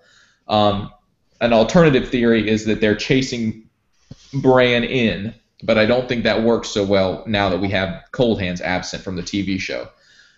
That's what it was. It wasn't Bloodraven. Sorry, you just answered something we were talking about. It wasn't Bloodraven who was left out. It was Cold Hands who was gone. Right. If I can add this to... Nope. Hold on. Let me finish.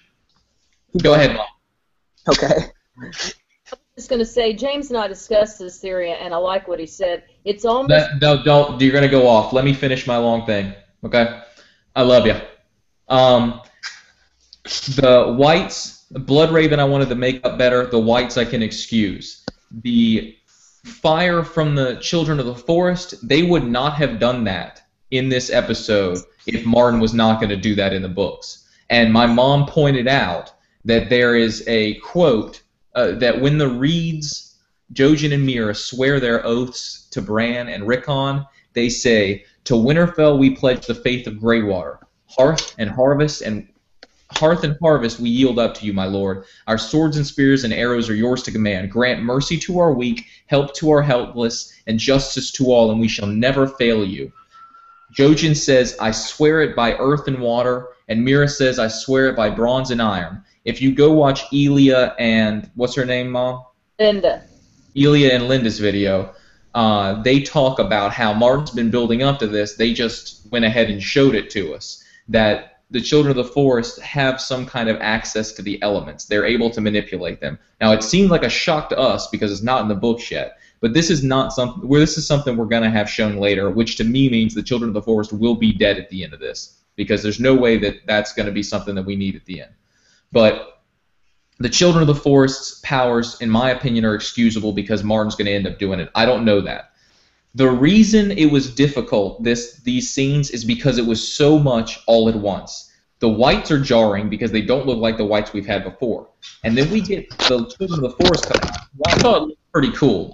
If they do a close-up of her and she's got like doe dapples and cat eyes and sharp teeth, she's perfect in my opinion. And claws, which they didn't really show any of that to an extent that tells us that those aren't true. So they could totally show us next season and justify that child, the Leaf. The difficulty of it for TV show viewers and for us was that it was so much all at once.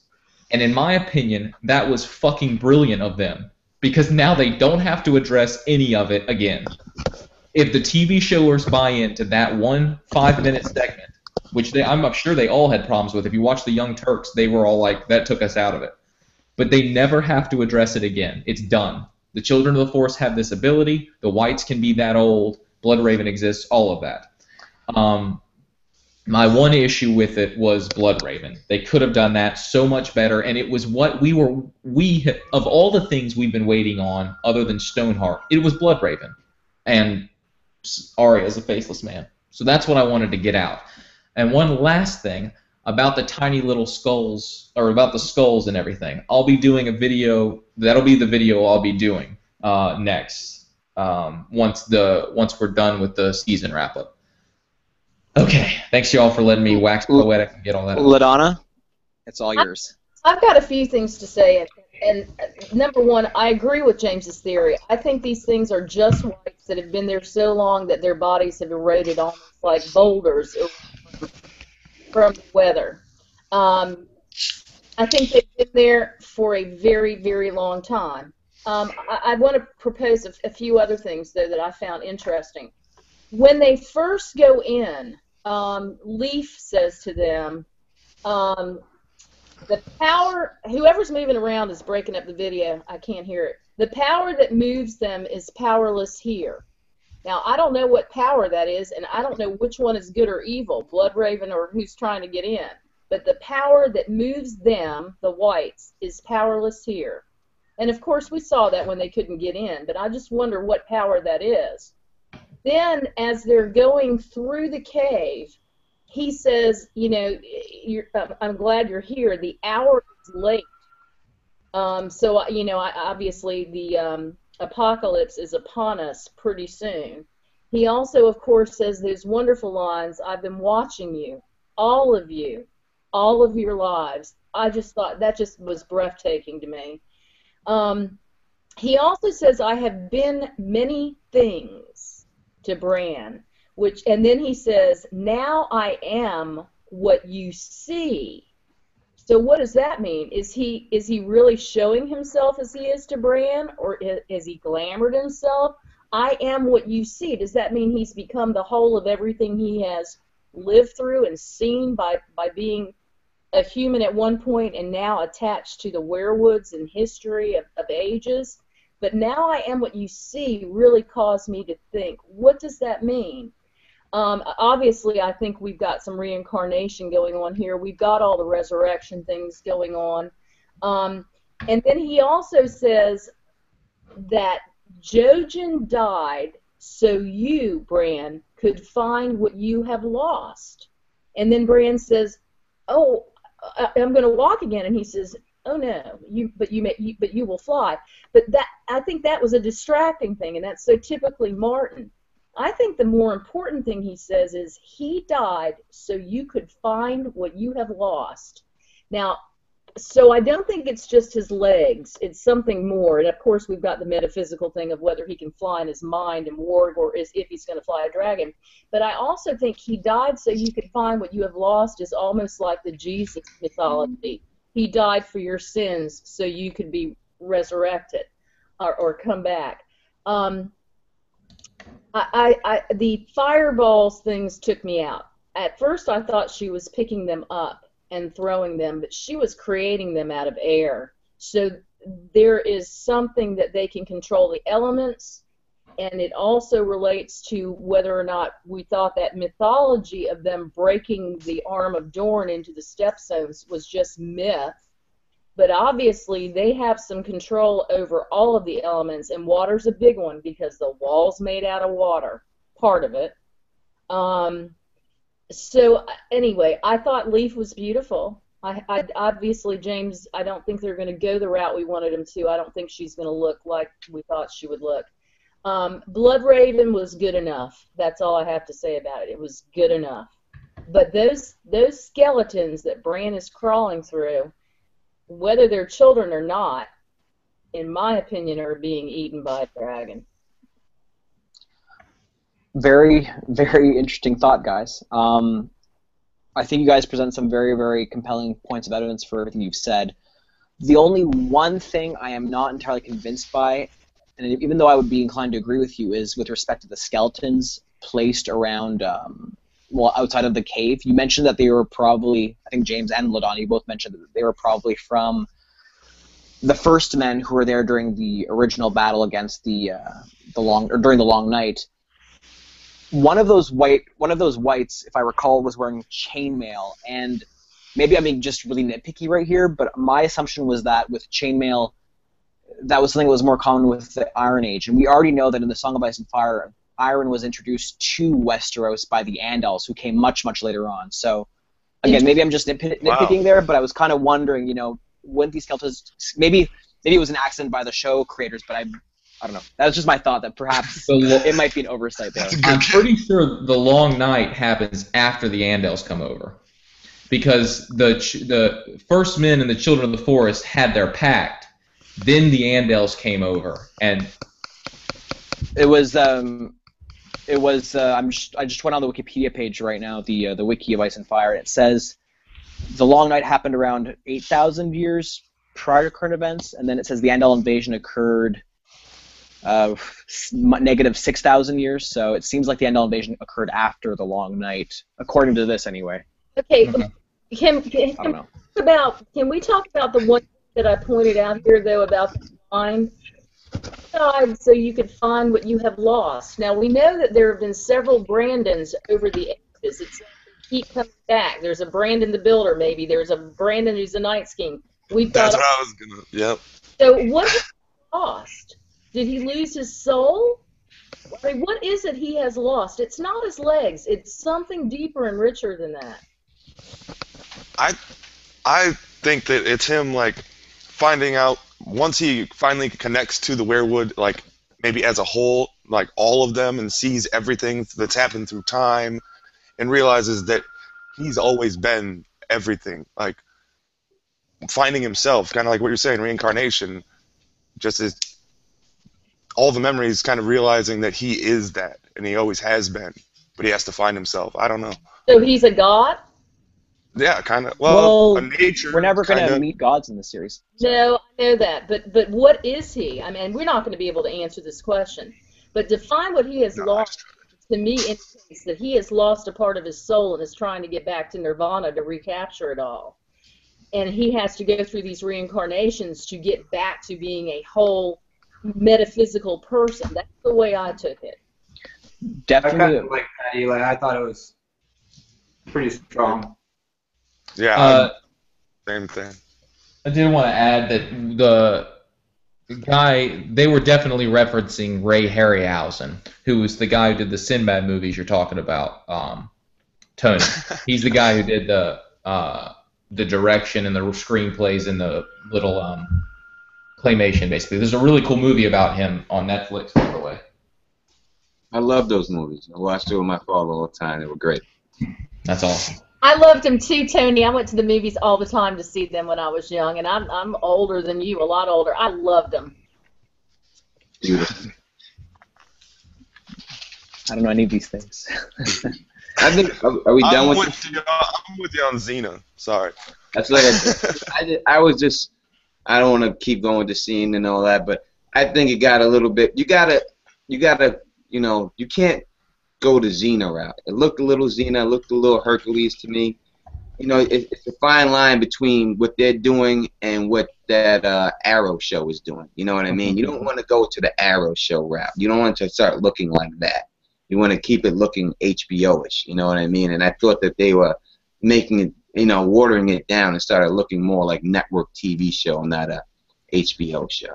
I thought it looked damn good, but it was a lot all at once, and it really took a lot of people out of it. I gotta say though that I don't know if y'all watch him, but Konstantinos Liturgis,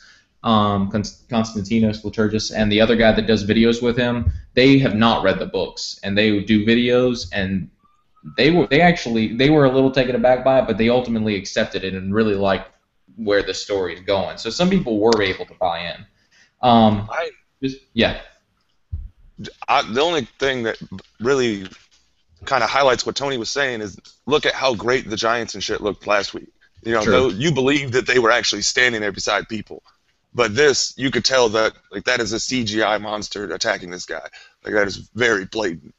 I think the fact that we're even talking about it says there's something wrong with it. You know, you didn't. Good point. You never talked about the dragons. That was good. You never talked about the giants. You never talked about the direwolves. But we're talking about this because there's something wrong. I think you're Fair point, Tony.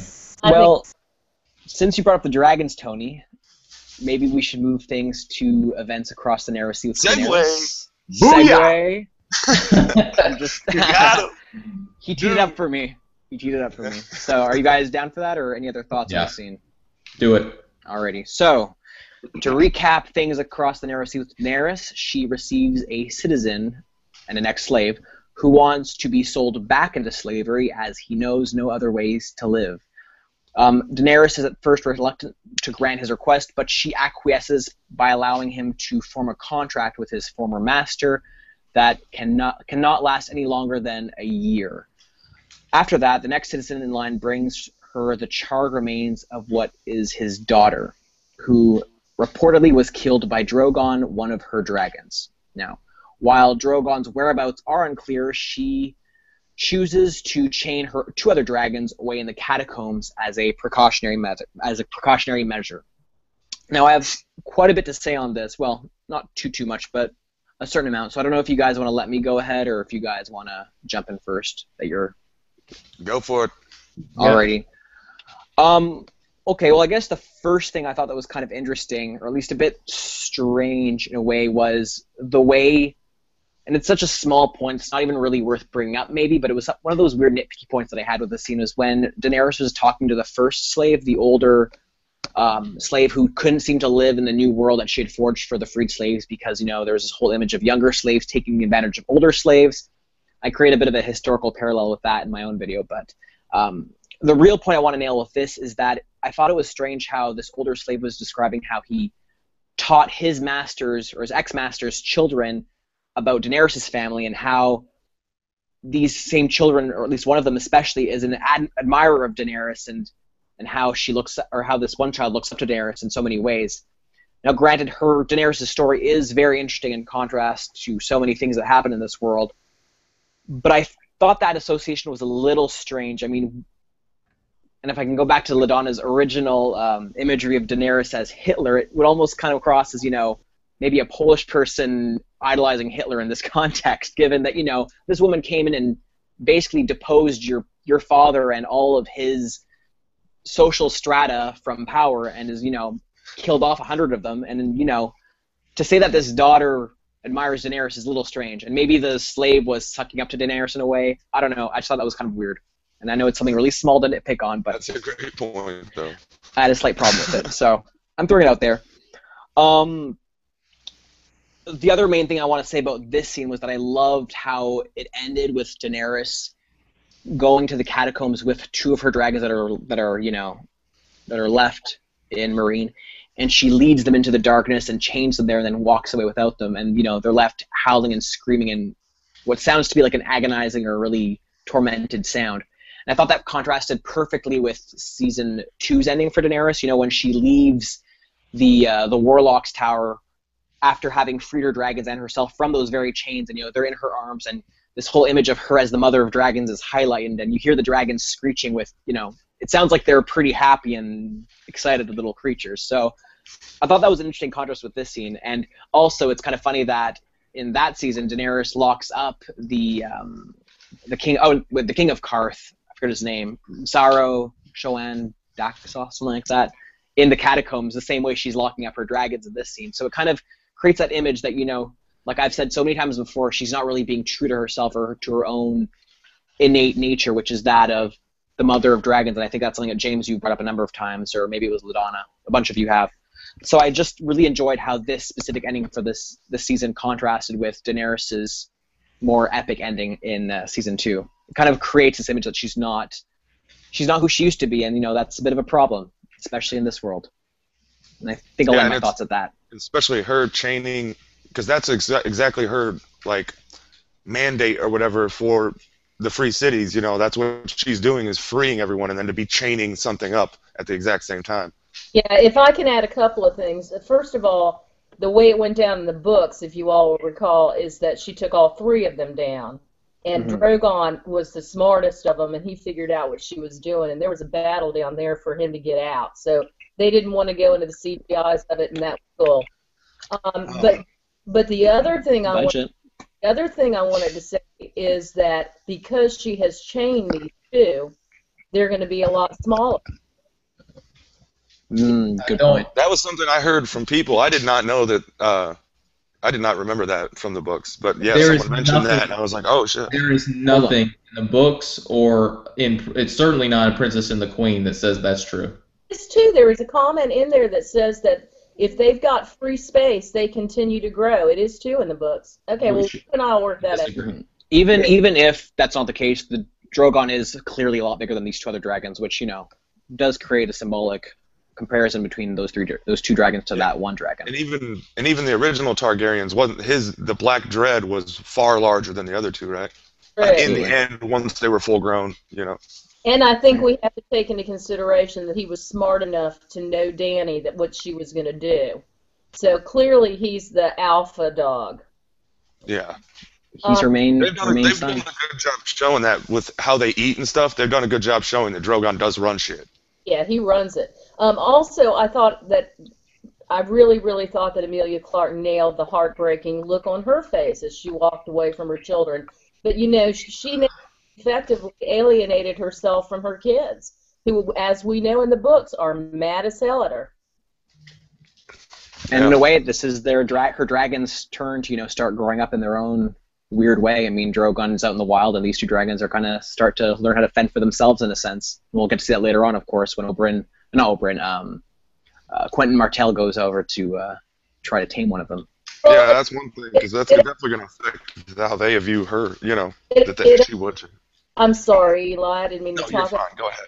It also mirrors Sansa being locked up at King's Landing effectively, and Arya has locked up in her own way, and they're both kind of free in their own ways at the end. The last thing I was going to say about the scene is I don't think Dany is a Hitler figure at all. I think. I know you don't. I'm just mentioning that in contrast to the image that was created with her and the flag when she first conquers Meereen. Right. I just think there's so many conflicting here that she has to embrace and learn and figure out. And I don't think any of us are ever going to go to our grave figuring out how to make this world work together. But I think that she's going to do the best she can. I don't think she's a bad person. Thank you, LaDonna. On behalf of Dany. I like Stannis too. There you go. That's the one thing. We all are team something, but we all are team good guy. I'd say about this scene about Dany, I just think Dany needs help. It just shows that she doesn't have the help she needs. She needs a king. You don't bend the knee to the people's will the first time something wrong happens. You don't do that. You can't do that. These guys, they won you the city. And you're going to, you just can't do it. If I had a dog and my dog, fought off some intruders, you know what I mean? And I was cool with the dog, and then all of a sudden it bit some kid. I may pat the dog in the butt. I'm not going to lock him up. It's my dog. You got me where I'm at. Lock him up. Lead poisoning. Yeah, I'm from the country. Lead poisoning is what we called it. You know, I just don't. I just think she needs help. I don't like the fact that she bent the knee so quick. You know what I mean, to the people's will. If you're a real ruler, you don't bend the knee like that. You know, you pay him off and you keep it moving, and that's it. That's the only thing I've seen wrong with the scene. But I like the scene in itself and stuff. I thought the dragons looked great, and I thought that the catacombs looked really good too, as they were walking down there. And I do believe, James, that it is said in the books that if the dragon has no restrictions, it can grow as big. That no limit to how big it can grow. I agree that that is in there, but it was metaphoric in my opinion, and the Princess and the Queen does not implies to me that it's not actually, it doesn't work that way. I mean, we've also seen that Quentin Martell, when he shows up in the catacombs to try to get a dragon, that the dragons are huge compared to what they were be. They've dug these gigantic caves. In other words, they still grow. It's just like locking your kid up. It was a metaphor to me. That the more you expose anything, the more you expose your child to the world, the more intelligent they're going to be, the larger their mind is going to be. Okay. Well, I also think that I took it. I've heard that line, Tony, that you just said, not the about how they were if they're chained they don't get bigger, but that line I didn't take. I'm with James that line doesn't mean that to me. That means that there's no limit to how big they will get, but that doesn't affect how fast they get there. That's the way I took that. I don't know. Like they would still grow at the same rate, but they would never stop growing if they have room. And there is certainly the implication that there has never. It's almost as if there's never been a dragon that stopped growing. It's never actually said, but we're never actually told. And this dragon stopped growing at the time, this size, and Balerion the Dread seemed to continually get bigger and bigger and live extremely long. So either way, point being that I don't think the dragons aren't necessarily limited by their environment in a literal sense. They are, obviously. I mean, I think that there is an argument. First of all, in the books, if I'm not mistaken, Drogon is also trapped down there, but rips his way out. It's because he's bigger that he gets out of the catacombs. And it could also be food that he gets to eat whatever he wants, and then they have to scrounge, just like an actual animal. They're not going to get as big because they don't have the resources. That too, and I think that we should recall, as far as the dragons are concerned in the ultimate story arc, I think we should recall the lone wolf dies and the pack survives. It seems like this one dragon is a loner, which is ironic because he's also the one who loves his mama. Ironically, she left. No. I think she was able to say something there too. Yeah. What do you guys think of Dany's ruling? Well, this is the thing, and I kind of want to respond to something that Tony had said just a little bit ago about Daenerys kind of acquiescing to the will of the people. I don't think she was necessarily following the orders of, or following the pleasures of the masses by locking up her dragons. I think that was more something that she intrinsically felt she needed to do in order to be a better ruler, even though that wasn't obviously necessarily the best decision to make. I also just want to quickly add that, keep in mind Daenerys is also, 16 years old in the series? She is, for all intents and purposes, a child herself. So in a weird, strange way, we have a child who's giving up her own children to become an adult, or to at least try to rule as an adult. So it's kind of an interesting dynamic that's set up there when Daenerys imprisons two of her dragons. Anyway, you guys were talking about Drogon, or not Drogon. Yeah, Drogon. So sorry for the diversion. Welcome back, LaDonna. I think you had something to say. Yeah, I was going to say one thing, folks, and again, I've made this analogy. Two things that Dany, like you said, is very, very young, but she's choosing career over her children, and I know that's a really simplistic way of looking at it. The other thing is, it's interesting. She locks her dragons up, and they get pissed off at her. Where Jon periodically locks Ghost up, and he's still there for Jon. Yeah. In the end, you never know. The dragons may remember that who locked them up. You never know, It could come down to that. Good. I definitely think what dragon can only be ridden by one person. You can't have many dragons with one rider. So I definitely think Daenerys and Drogon are intrinsically linked, and I think those two other dragons, like I've said in a few other videos, are going to have some interesting adventures. So We'll see. I think they all eat each other in the end. They're gonna die. We're gonna see some dragon fighting, Tony. We're definitely gonna see some dragon fighting. I can guarantee that. I had to throw this in there because James, you said the lone wolf thing, and it reminded me of like the few versus many. But Robert has one of the greatest lines, my favorite lines from the show, and he says, "Yeah, yep, that's exactly it. I just watched it. 5 or 1, which one's bigger?" And he goes, 5, 1. I just love that line. You have to harken back to it. I love that. One army united. Yeah. That was a brilliant addition to the show that they didn't have in the books. Yeah, that was great. What keeps the king? What keeps the 7 kingdoms together?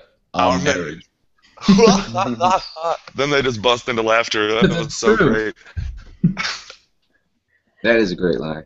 It was. I was actually watching that episode on the flight back home, ironically enough. So I saw it on a highlight reel of 100 greatest episode or quotes, and it was on there, and I was like, I forgot about that line. I love that line. It's brilliant. It's brilliant.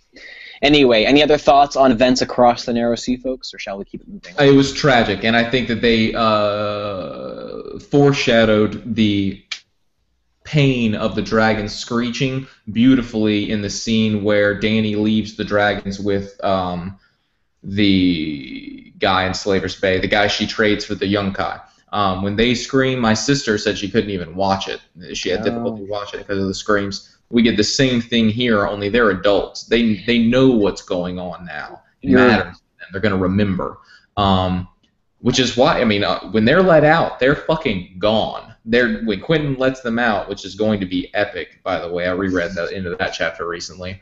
But, and then he's like, and he smelt something, and he looked, and his cape was on fire, and so was his arm. And then he realized he was burning. Oh, and then he screamed into the chapter. That's actually a good point, James, because I mentioned the season 2 comparison, or the season 2 ending comparison for Dany to this season.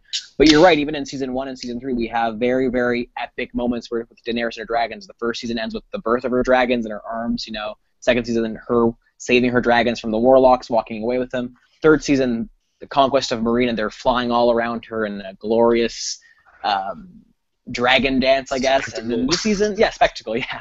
And this season, it's dragons getting locked up because they're bad teenagers. So yeah, that was the big contrast. Like you mentioned, the endings of seasons. That was the biggest one I noticed, was when they were Misa and pulling her up, but the last thing you saw was them flying free and happy as they could ever be. And then this is the exact opposite. Did y'all talk about the possibility that villager's manipulating her? LaDonna, you were mentioning that, I think, before we started discussing, right? I definitely think that's what we're talking about, especially since it's possible in the book. Yeah. Who had that theory? Was it LaDonna or was it James? I think it was LaDonna. I didn't, not me. Oh, it was okay, LaDonna. Let me hear you. Well, when the middle-aged shepherd comes in holding his baby in his arms, who has obviously been burnt, I got the impression in the books, and again, I could be wrong, but I know I'm not the only person who thinks this, because she paid the other fellow for threefold or tenfold, whatever the hell it was, that people now are getting an idea that they may be able to manipulate her into more rewards. So it's almost like, I think he was put up to it because, number one, they wanted to see what she would do, and number two, it's kind of a way of making all the other people rise up against Dany because they think even though she's a conqueror, these dragons are so dangerous, and they basically leverage her into a position, effectively by blackmail to have her lock up what are her weapons of mass destruction. That makes a lot of sense. Great thought. No, that's actually a really interesting thought. I think you might be on. I never considered, because I had thought that people, because the theory, because I've heard people kind of consider that she was being manipulated, but I've always heard it that like it was someone trying to get something, but someone actually trying to protect the city and using it as leverage. That makes a lot of sense. Yeah, well, I don't know if it's true, but I think we have to consider it. Agreed. Any other thoughts, folks? Those damn pictures. I don't know this for sure, but that guy, the father of the child, they did a good job pulling at our heartstrings in that scene, in my opinion. Considering all the stuff that happened in this episode, I really felt that, him crying and about the baby. he looked like he had a condition. I forget what it's called, but it's akin to dwarfism or I was wondering that I forget too. what it's called, but he looked like he had a condition. I may be wrong, and I don't mean to insult anybody who does or does not have that condition, but there's a condition where your body, it gets old quick. I couldn't tell exactly what it was, but it looked like he had a condition, which would be appropriate for this television show to cast somebody like that. I didn't get that impression. I didn't. I just thought that they were really playing a very skinny, weak, meager man. But I do. I do think that it added an extra layer to the emotion of the episode that he couldn't speak the same language. I did too. That's a good point, Eli. Really good point. When I watched that scene, it reminds me of Brooks in the Shawshank Redemption, just getting out of jail and just don't know what to do in the real world because you've been locked up so long. Institutionalized. And slaves, institutionalized of these slaves who just want to go back to doing what they were doing because they don't know what else to do because they're too old, and the younger slaves are kicking their ass and stuff like that. So they rather just be doing what they were doing before and being in these little concentration camps she's got set up for them and stuff. Well, not concentration camps. I mean, just regular places, reservations that she set up for them to hang out. This weird Nazi vibe to this whole conversation. Well, I also think it's definitely a comment on, and Charlie, you mentioned this. It was a comment on whether two things: whether the elderly can keep up with the advances in the world, and also the fact that even children there's something within the human beings. And I'm talking about the younger people and the elderly with this guy. The younger people are bullying them, beating them up. That's the constant ka-thunk, ka-thunk, ka-thunk that Tyrion was talking about. That there's something within human beings that make bully and hurt other people. Yeah. Anyway, that was... I mean, and one thing I just now recently thought of is with that guy, another way of looking at it, because you are meant to feel bad for him, and like that's the way they played the scene, and it does work. I was emotional when I was watching it, but also if you think about it, it's like someone who's trying to defend themselves because, like, I'm going to use concentration camps, because they were the highest up at that concentration camp. That doesn't mean it didn't suck ass for everyone below them, and it actually is better to take them out of position. It's just the general upheaval that he can't deal with because, yeah, you had it better than most people, but no one else in that situation was a teacher. And, he was lucky in his situation. That's a good point, Eli, because he was a teacher, whereas a lot of the other slaves were concubines, women used as prostitutes, men used for hard manual labor. He just happened to have been in a great position. Yeah, and we're meant to feel bad for him, but if you think about it, you're kind of, I don't think you really should, Yeah. Go ahead, Charles. Sorry, in my own video, I made a comparison with this whole situation in Meereen with the Chinese Cultural Revolution of the 60s when, a lot of younger people were mobilized by the state to go and denounce older individuals. A lot of them were teachers even for, mostly made up counter-revolutionary activity. It was kind of a way to kind of solidify the regime by persecuting people who were not necessarily people who were even against the regime per se, but because they were in positions that were, I guess, not part of the masses, like they were teachers oftentimes or more educated people, they would oftentimes suffer because, just like in this situation, they wouldn't quite fit into the new world as well as a lot of the newly liberated slaves, or in this case, lower echelons of society in Chinese society would adapt or fit in. If that makes any sense. Yeah, that was a great comparison you did in your video. Sorry. It was. It's kind of like if you go on the American slave, if you use American slaves in America, it's kind of like the house slave and the field hand slave. When you have the house slave who eats right, who lives in the house, has a bed to sleep in, gets better food, than the slaves outside who works the field, gets whipped, and does all that labor. Now you take that house slave and say, we're going to free you, but now you're going to have to fend for yourself. They don't know how to fend for themselves. All they know Samuel L. is what Jackson. they got in their house. And it's scary at a certain age to have to go out and fend for yourself at that age. You can't, you know. This is all you know. So Great you image, rather Tony. go back to that lifestyle, then try to start anew. That's a Great. great point. Samuel L. Jackson from Django Unchained is a perfect example of what you're saying, where he, Exactly. you know, he sold in, you know, and that was funny. True, but it doesn't have to be an immoral thing either, because the Samuel L. Jackson was an Uncle Ruckus in that movie, is clear as day. But as a, if you're forced into a slavery position and you're handed a hierarchy, what are you to do? I mean, arguably Moses was in that position. He was a slave who was not really a slave because he was raised by the king and treated as a son, but he rebelled against his dad because he didn't think how the slaves were treated was right. It can be a noble thing. You can be noble despite being in the hierarchy, if I'm making any sense. That makes sense.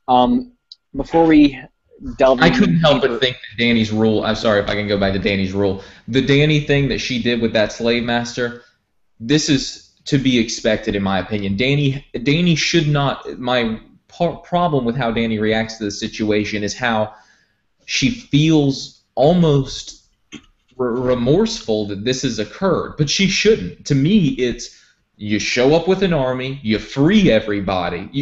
You don't approach it like we're going to give a little bit of rights at a time.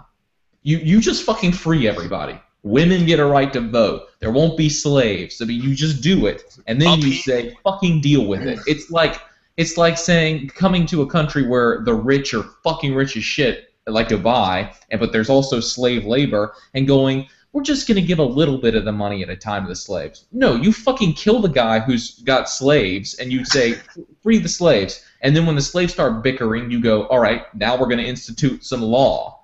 This is Watch out, Dubai. This guy's a lawyer. You should not be remorseful. I don't think Dubai gives a fuck about what I have to say. Sorry, no, I'm just fucking around. But I don't like the idea that she seems to be remorseful. I think she should be sitting on the throne and think, well, that makes sense that this would occur.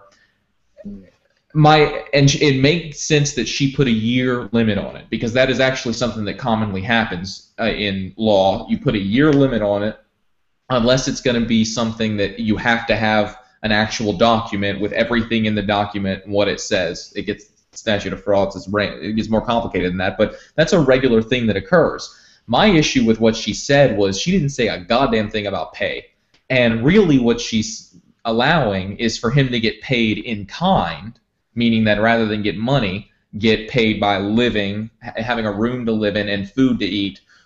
That is how you end up with indentured servitude. And all I could think of was, that's what I am. I owe so much goddamn money, I'm basically an indentured servant to this government, which is, I mean, arguably how it's supposed to work. But, I mean, imagine a kid who's growing up in a really low socioeconomic situation and doesn't have somebody like my mom who's a lawyer and my dad's a lawyer who don't make any fucking money, don't get me wrong. But somebody who's supposed to come from the bottom up and how are they supposed to do this and then make the money to pay for these loans? And I don't know.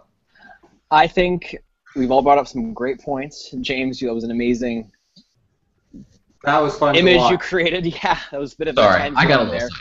sidetracked. It's all good. But I think at That this was fun point, to watch. I think at this point, and as a Dany fan, we've spent enough time talking about her, and I think we should move on to something else because If the time is Dany fan ticking. says so. It must be true. So let's talk about LaDonna's favorite character for a change, shall we? With the Veil of Aaron.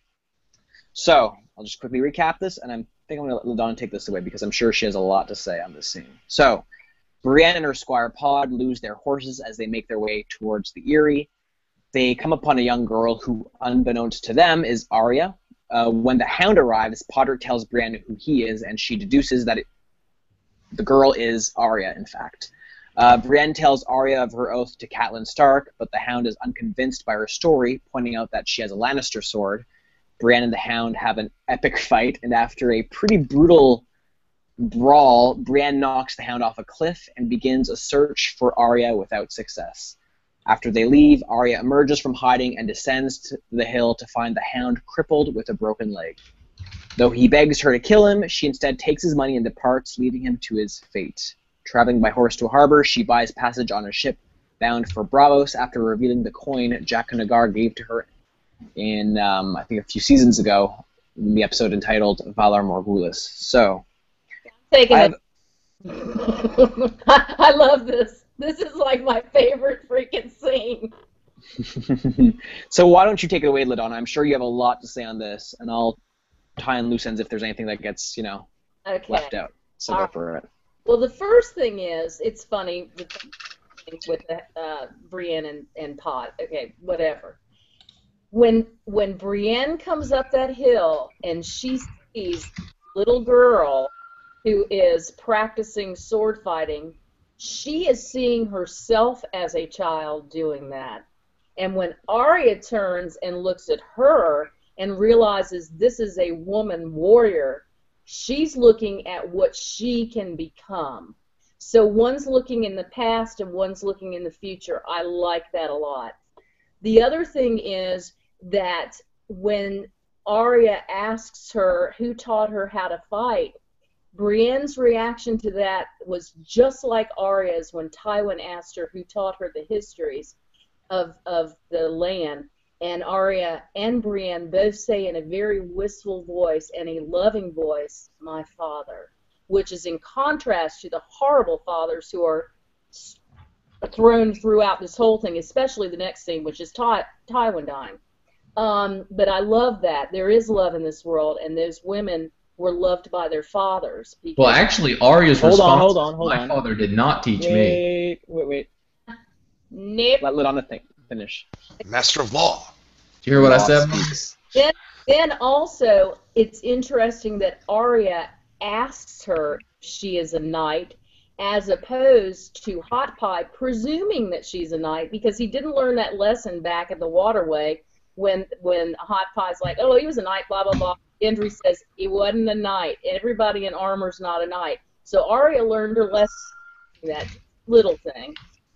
Then when the Hound comes around, and he kind of stops in front and looks at her just for a millisecond, it's like, oh my God, it's a fucking woman warrior. It was a millisecond of recognition. The sad thing about it is if Brienne had only had a few more words to say, I'm not sure the Hound wouldn't have listened to her. If she had simply said that your mother, Catelyn, sent me to take Jamie back because it was in exchange for the girls, they may have been able to have a little peace party there, but she didn't get a chance to say it. And it all escalated too fast, which goes back to, in my mind, to what Mance Rayder said to Jon. I'm here offering you peace. If they were willing to sit down and talk, but this thing escalated so much, and it's a human condition that when you get attacked, you attack back, and blah, blah, blah. I want to address the battle was magnificent. I'm not going to get into it, but that was a brawl to the death. I loved the fact that at the end, Brienne is basically just screaming guttural cries. And I heard her talk about the acting, and she basically said she was just not herself in there. She was in the moment in a battle, and so did Rory McCann. Now, the last thing I'm going to say, and I'll let y'all talk about it. When the Hound gives those lines that I've been waiting for 4 or 5 years now, when he says, I cut down the butcher's boy, which is in the books, and then in the show he says, and your sister, I should have taken her. That's not a line in the book. And then the next word is, I should have fucked her bloody. Okay. When he says I should have taken her, he's talking about I should have taken her from her chambers at Blackwater and run with her. Because now he's stuck with Arya, but then he changes it into the harsh words of I should have fucked her bloody, which, and we all thought this is what it meant in the book, even though it doesn't say this in the book. He said, at least I would have had one happy moment before I died. And I just love that. The last thing I'm going to say is, we know he's probably not dead. And the other thing is, I love the waterfall imagery as Arya rode away on a white horse, even though she's so dark, and the water is potentially a purification scene, but we know she's going to go darker and darker. And that's all I have to say about it. some of those comments I kind of expected, actually, so I'm glad you brought them up. James, did you have any responses to LaDonna? Can I just add, I love LaDonna's mic drop. And I'm out.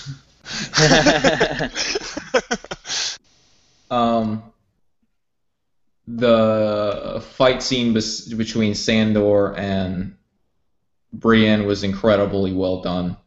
Arguably the best fight scene they've had. The fact that this is probably the best, I've heard it in other videos, but I mean it almost goes without saying. I cannot name another fight scene in movies that was between a man and a girl where you didn't feel like it was completely equal. Although you have to admit that that's partly because they already set the Hound up as being partly weakened because he had the bite, which was infected. But they had to do that because the Hound's one of the best fighters. But it was ridiculously good fight scene, and it went back and forth and back and forth. And the fact that this does not happen in the books, they could have done it a lot of different ways, and it was a surprise to me that it occurred. I mean, we knew it was going to happen because of the preview, so I loved it. Arya nailed it. I like the fact that Arya hit. I like the fact that we got Brienne saying, I want to protect her. Or is that what you're doing, protecting her? And the Hound's like, yeah, I am. He realized it, which you mentioned earlier, Eli. It was like, you know what? Yeah, I fucking am. I am. All right, I am. Okay? Do something about it. But I loved him telling her, we're safe. The whole fucking world is fucked, and if you don't know that, you're not the right person for her to be with. Which is, I mean, he's right. The irony is, next season, hopefully, Brienne will realize that the mom's still alive and might not be a good option to take Sansa too. I thought it was extremely well done. I loved what my mom said about I should have taken her. Well, I should have. It's the perfect thing. It's what he should have taken her. I mean, he feels that way at least. One happy moment, which, by the way, okay, here's what I'm leading to. He says I would have had one happy moment. This is my argument that the Hound dies and that Arya dies first, evil. And that the Hound dies first, Arya kills the Hound. Okay. She tells him, he realizes she's leaving alone and is not going to kill him. And his response to her is to say, you can't go, I can't remember how he says it, but you can't go alone, you'll die. And she says, not before you do. And that, in my opinion, is without a doubt what's going to happen. Arya is meant to be fucking evil by the end of this, and she's going to kill the Hound, who's the one true knight who is arguably there to save Arya.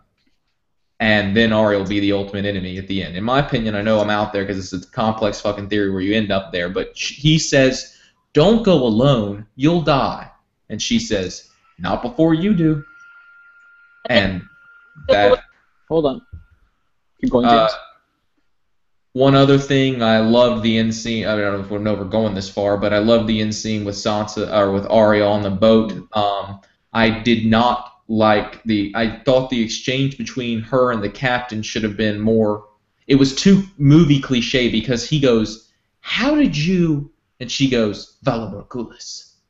I mean, that's like classic fucking movie. How did you ... fill in the blank? I didn't like that. I think there was a million different ways to do it, so I'm not going to try to say how to do it. That was too movie to me, but it was still a powerful moment, and it continued. Also, did y'all notice what they were shoveling on the boat? Absolutely. They're shoveling salt because it's the salt pans, which I thought was interesting. I noticed that. We also didn't get the switch of the names. Like Arya can't kill, where they all start telling Arya their names. We didn't get that. But, yeah. Done. Great stuff. I had 2 extra thoughts to add on to what James and LaDonna both have said so far. Very small thoughts, actually. The first thing was I enjoyed Brienne biting off Sandor Clegane's ear. I thought that was a nice little tribute to Biter in the books, who of course takes a completely different role or fate in the show. As we all know, he's already dead because of Sandor. The other thing I thought was interesting was at the ending when Arya is riding the ship to Braavos. Did you guys notice how the front of the boat or the front of the ship was a female warrior effigy? Which I'm sure is pretty common, but I thought maybe that was something that LaDonna would appreciate, given, Well done, you know. Charlie. Well done. Well, I'll let you guys finish the thought. LaDonna, you want to talk on that? If I can add one thing to what you said real quick, Charlie, about the ear. Mm-hmm. That I agree it was a nod to the viewers, but the Hound loses an ear at the Battle of the Blackwater. Oh, And right, he does that- in books.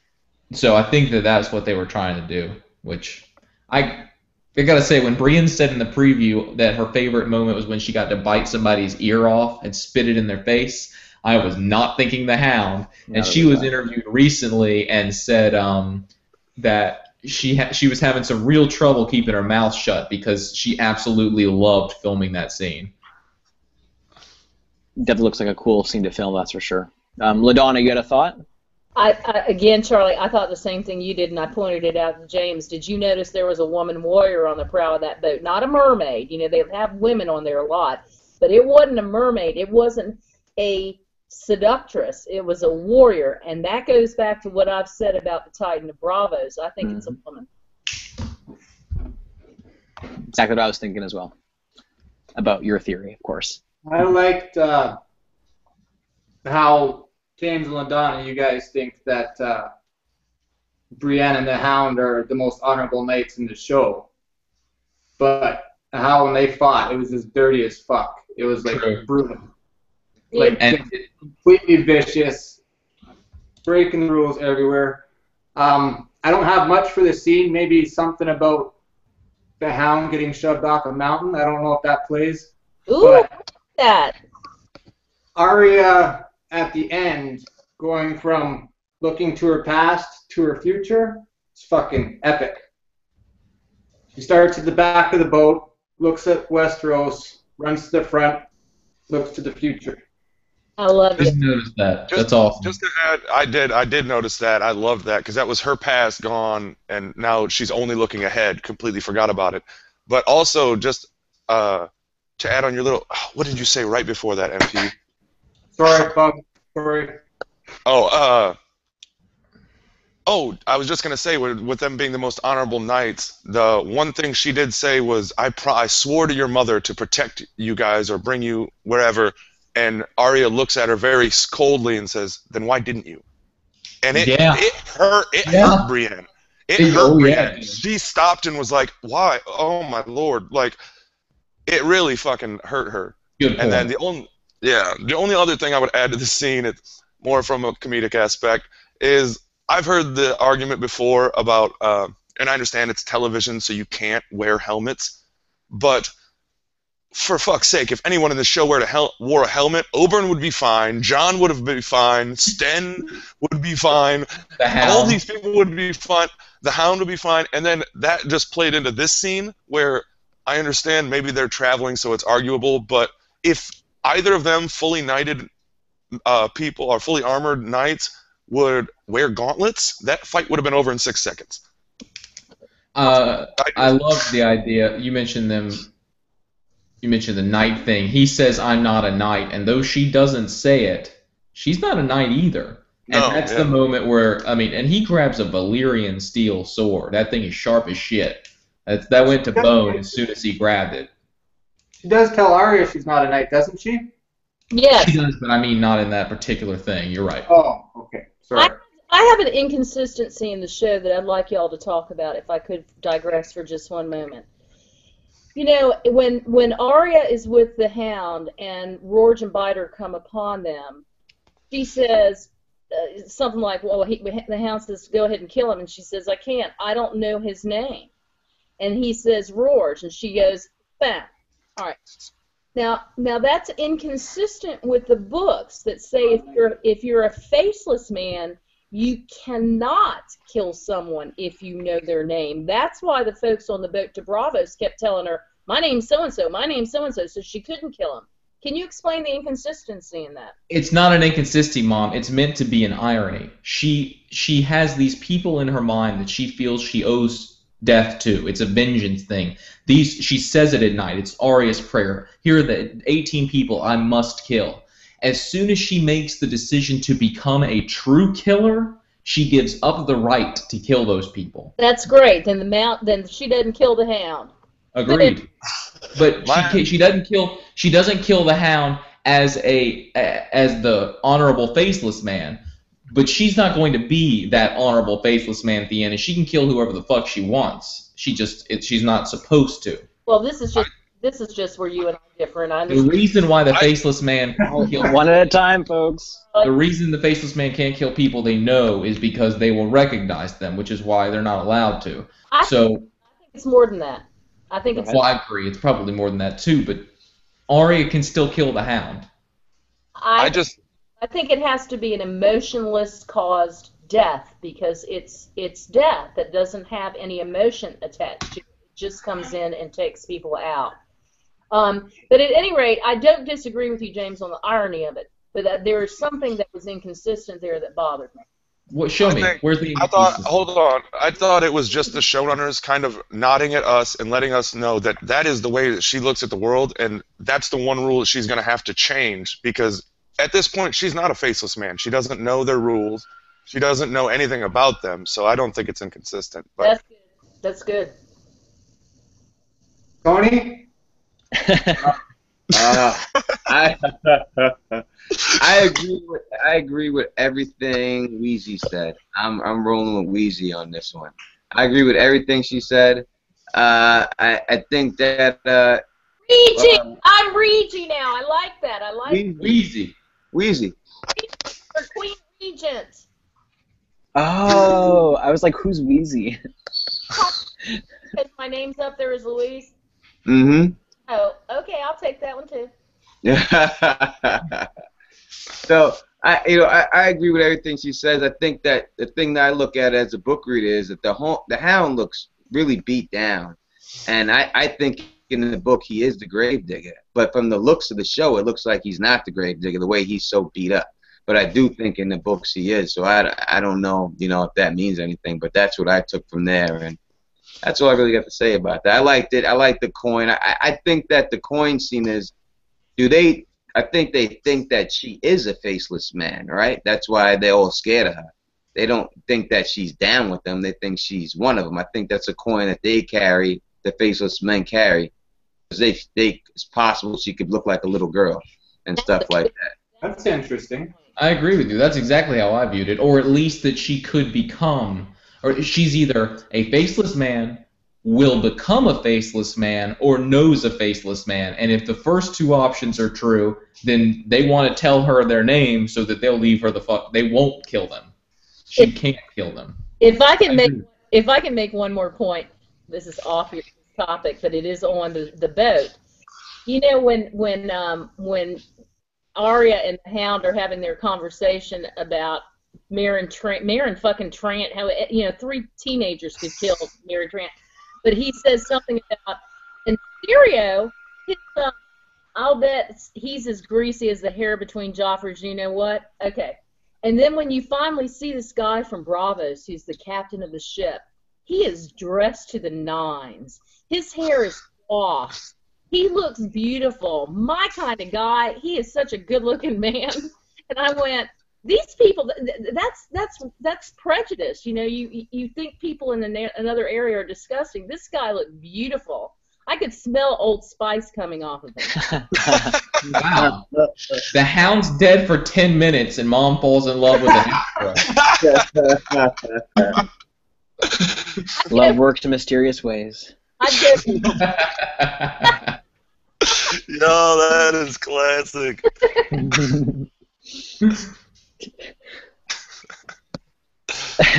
Anyway. I'd go for Mormont too, but he's blonde, and I've never been into blonde guys. Sorry. Charlie, segue. Mom's a whore. Great recap, guys. Great thoughts. About that Hound.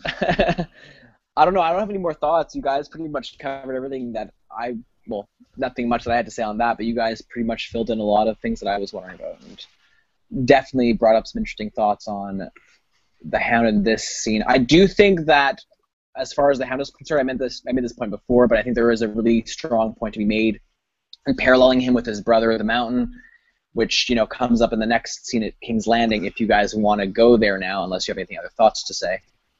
There it is. There's that segue. There's a segue. See what I did there? So shall we go to King's Landing? I'm going to get an effect that actually has somebody writing in a segue across the screen. Every time I hear something like that, I'm going to click it.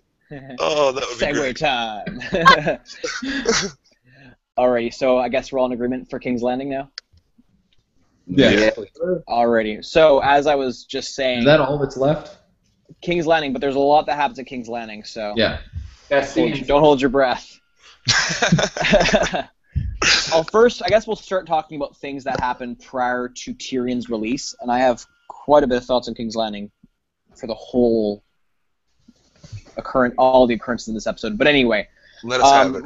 like I was saying, there's definitely a parallel to be made between the Hound and the Mountain. You know, they're both by the end of the episode dying, and their fates are kind of left up in the air, so to speak. We don't really know what's going to happen to them both as far as the show viewers are concerned, although we're left with the opinion that, or the impression that Gregor is going to survive and that the Hound is going to die, roughly, you know, speaking. But of course, the book readers are a bit more informed than the show viewers, so I'll get to those points when I do. But first, quick recap of events at King's Landing prior to Tyrion's release. So, having been struck with Prince Oberyn's poisoned spear in their battle, Sir Gregor Clegane lays dying in bed, and although Grand Maester Pycelle is certain that he will die, Qyburn believes that he can save Sir Gregor, and Cersei orders him to do everything he can. Later on, Cersei then confronts Tywin about her forced marriage to Loras Tyrell.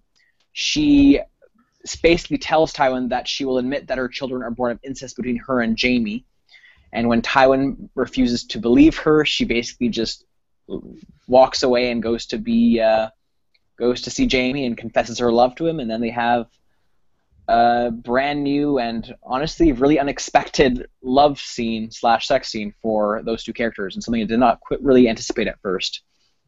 If I can just recap my thoughts on this specific scene, or these two specific scenes, I thought it was very interesting how blind Tywin can be to the truths of his family. You know, he's such a smart man, and he comes across as such an not necessarily unbiased, but he's a very, very, very observant person. He knows pretty much everything that's going on, yet it's so ironic that he refuses to believe Cersei and Jamie had an affair, which again is sort of reminiscent of his denial in accepting Tyrion as a son, which comes across later on in the episode. And, you know, of course, Tyrion in a way being somewhat like his own father.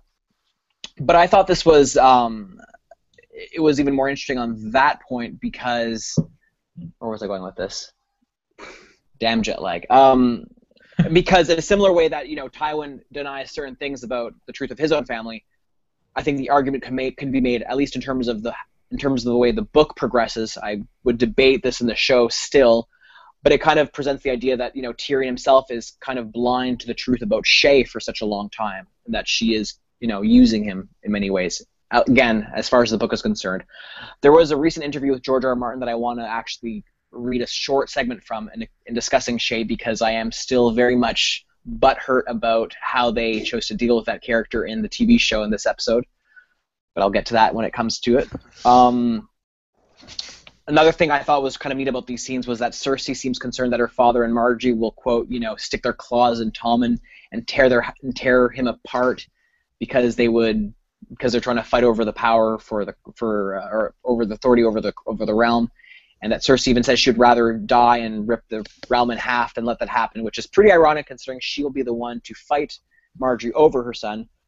But more importantly, it kind of she's making a prophetic statement about herself, oddly enough.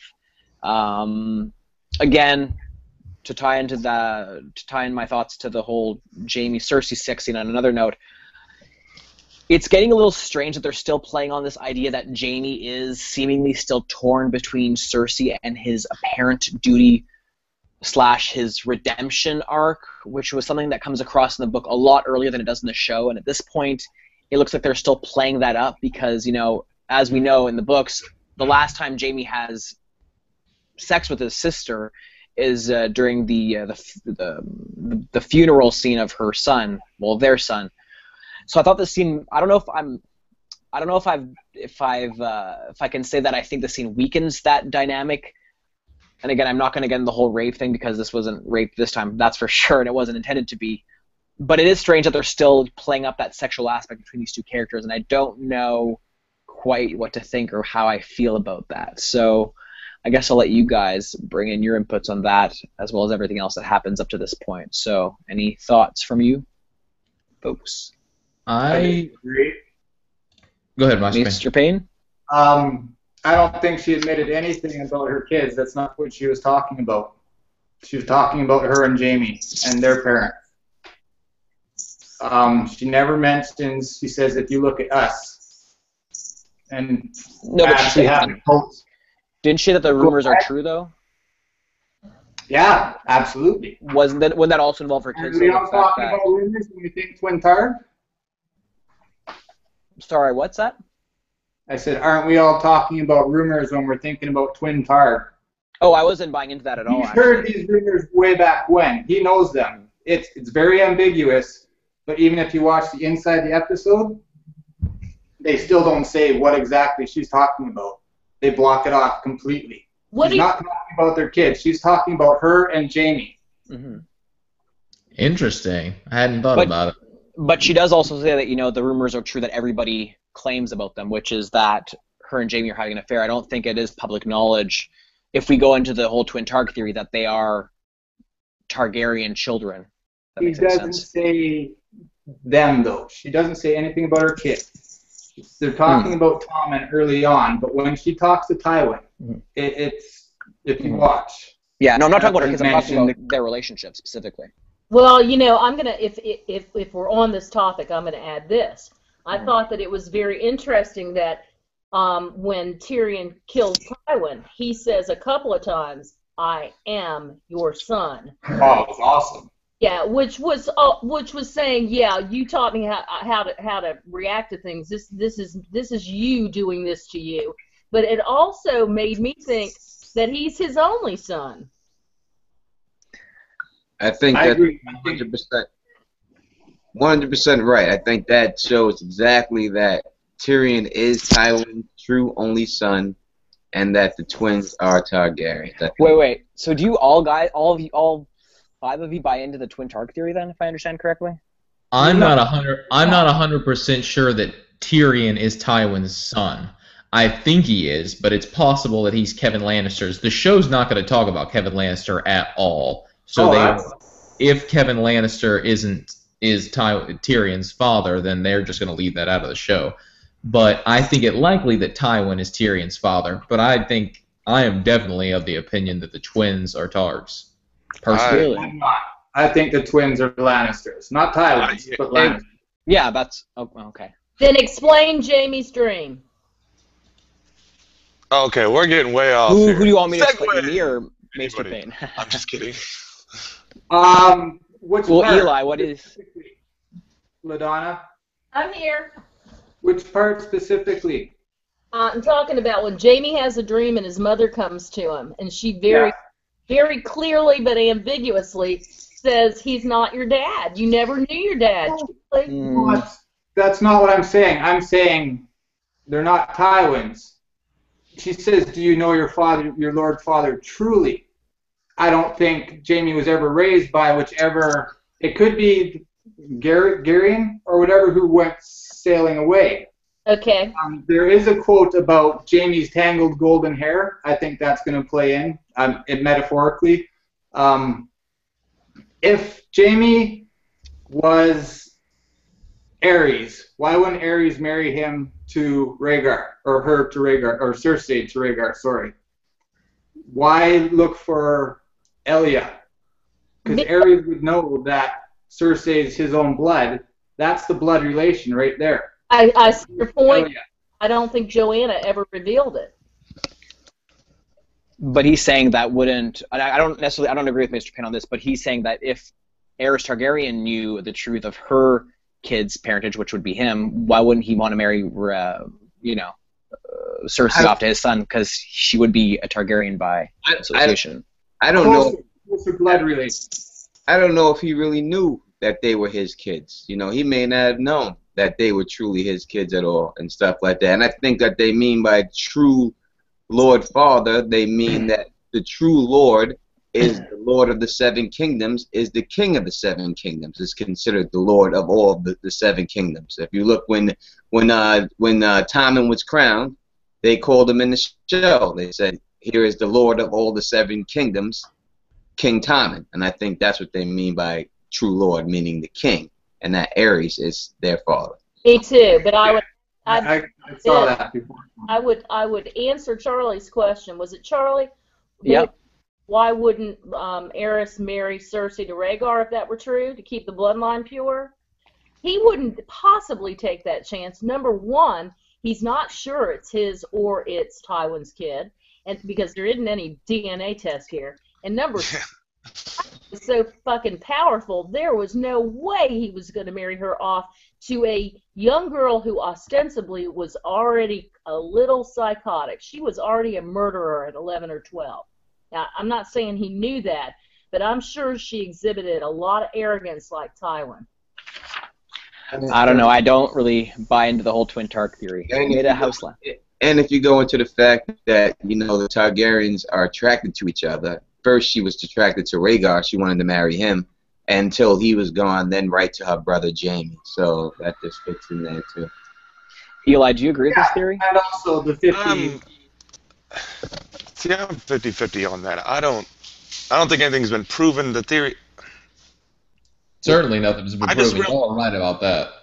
Well, yeah, but why do they both have golden hair then? Why don't they have any Targ characteristics? Which is my thought. Their mother was a Lannister too. Chardin. Go on. There are Targs that have golden hair. They're in the books. And one other thing I was going to add is, and James and I have talked about this, whether Kevin Lannister or Tywin Lannister are Tyrion's children, or even Gerion Lannister. Gerion Lannister, is that right? Mm-hmm. Anyway, if any of those are the fathers of the children, remember that Joanna was their close, we presume, a very close cousin. She was Lannister too. So yeah. If they had a recessive gene that came together, that could result in Tyrion's dwarfism. And that's the way I looked at why he ended up having that gene. Yes, when James said that earlier, that was something I never thought of, was Tyrion as Kevin's or another of the brothers. That's very plausible too.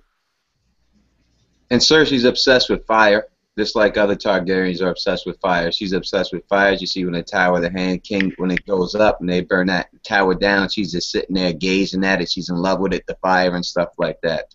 Oh, yeah. By the same token, though, Tyrion is a bad one. By the same token, though, Tyrion's obsessed with dragons. I'm in agreement with y'all, but Tyrion's obsessed with dragons at some point too. Jamie and Cersei could also be on the twin Targ side of things. One half of the coin that's flipped, whether a Targ is going to be mad or not. You got Jamie fairly sensible, Cersei's mad. So I see logic in both arguments for sure. We are getting extremely sidetracked. Yeah, I was about to say. I can add. If I can add. Tony, what were you going to say? I was going to talk about the scene that we were just talking about. LaDonna, please, after you. Queen, first, as always. The only thing I was going to is that the line that indicates Kevin may be the father, is in the final chapter of A Dance with Dragons when Varys is talking to him. And I'll just leave it at that. And then Varys killed. Okay. Tony's turn. Yeah. All right, I would say about this scene that happened, where the hordes go. We do not get that line, a classic line. Wherever the hordes go, we don't get it, and the reason why we don't get it is because there is no Tysha. We're not quite there yet, Tony. Though. Oh, we're not there yet. We're not yet at the Tyrion part. Yeah, no. Where we at? Right before then, we're at Cersei, Jamie sex scene, Tywin, Cersei discussion, and Cersei. Well, we can not. That kind of not because there'd be no sex scene with that if Tyrion would have told, if they would have told Tyrion, if Tyrion would have told Jamie what he's supposed to tell. Jamie tell Tyrion what he's supposed to tell him. Tell him, then there would be no sex scene through it because he would have told Jamie that she was fucking Lancel and everybody else, and he would have got mad and all that stuff. You know what I mean? All right. If I can go for a split second. Go for it. I loved Cersei's acting in this particular area. I thought she did a great job standing up to her dad, and she is playing the game. For the first time, she's playing the game. And honestly, I think her dad should be a little proud of her right before he dies. When she has sex with Jamie, she sold it. I love you. You're the only one I care. I'm after you. She's fucking bullshitting, but it's what she's been doing her whole life. She knows how to play Jamie, and all she has to do is say the right words, and those were some strong words she used. And I don't think that sex scene was out of place at all. It made sense completely to me. I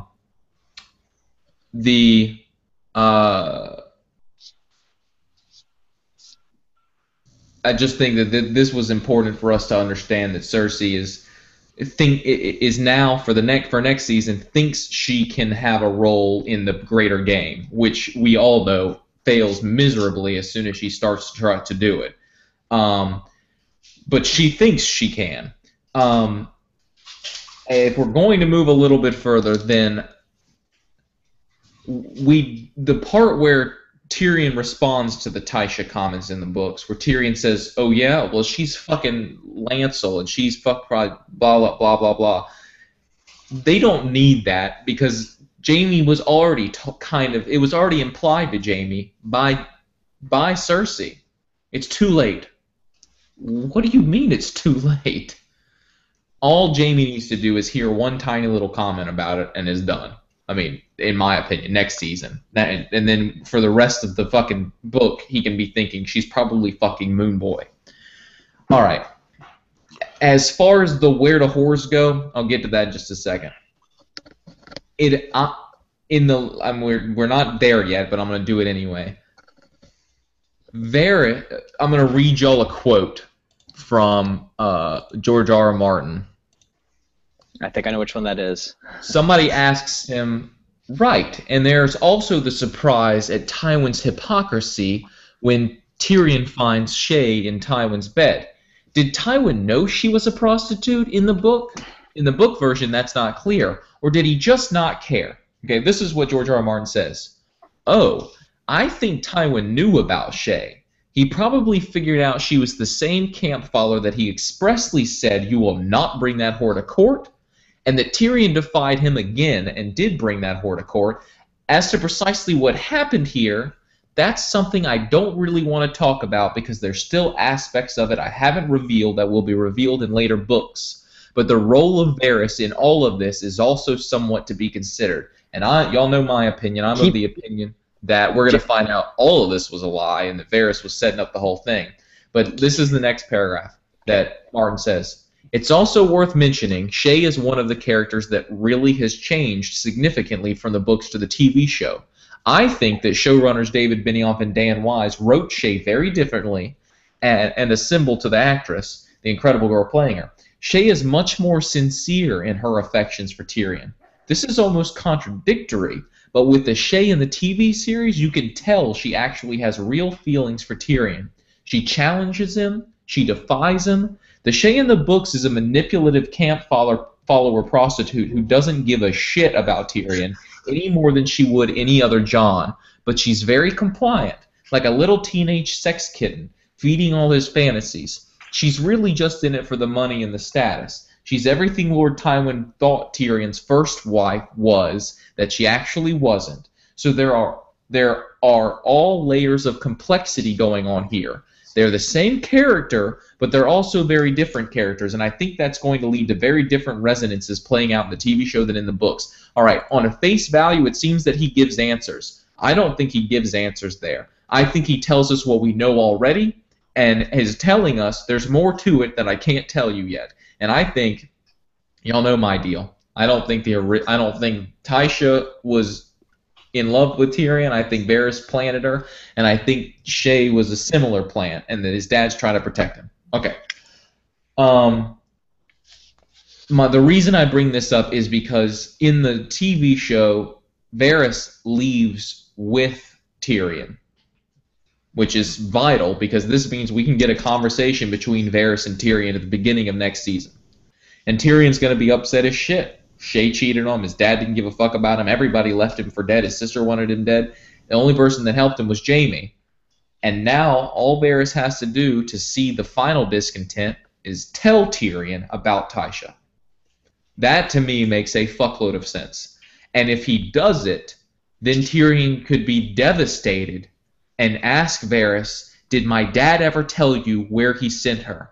And Varys could say, all he ever said about it was, I asked him once, and all he said was, where do you think whores go? And I'm not saying, I mean, I'm putting in some specific shit, but I don't think they're leaving Tysha out. Same thing, I don't think they're leaving Lady Stoneheart out, but I don't think they're leaving Tysha out. I think they're waiting for it. And if you think about this episode, in the books, knowing about Tysha was a huge motivational factor for Tyrion killing Tywin, but it's not necessary. Tywin didn't give a fuck about Tyrion, and he admits it to Tyrion.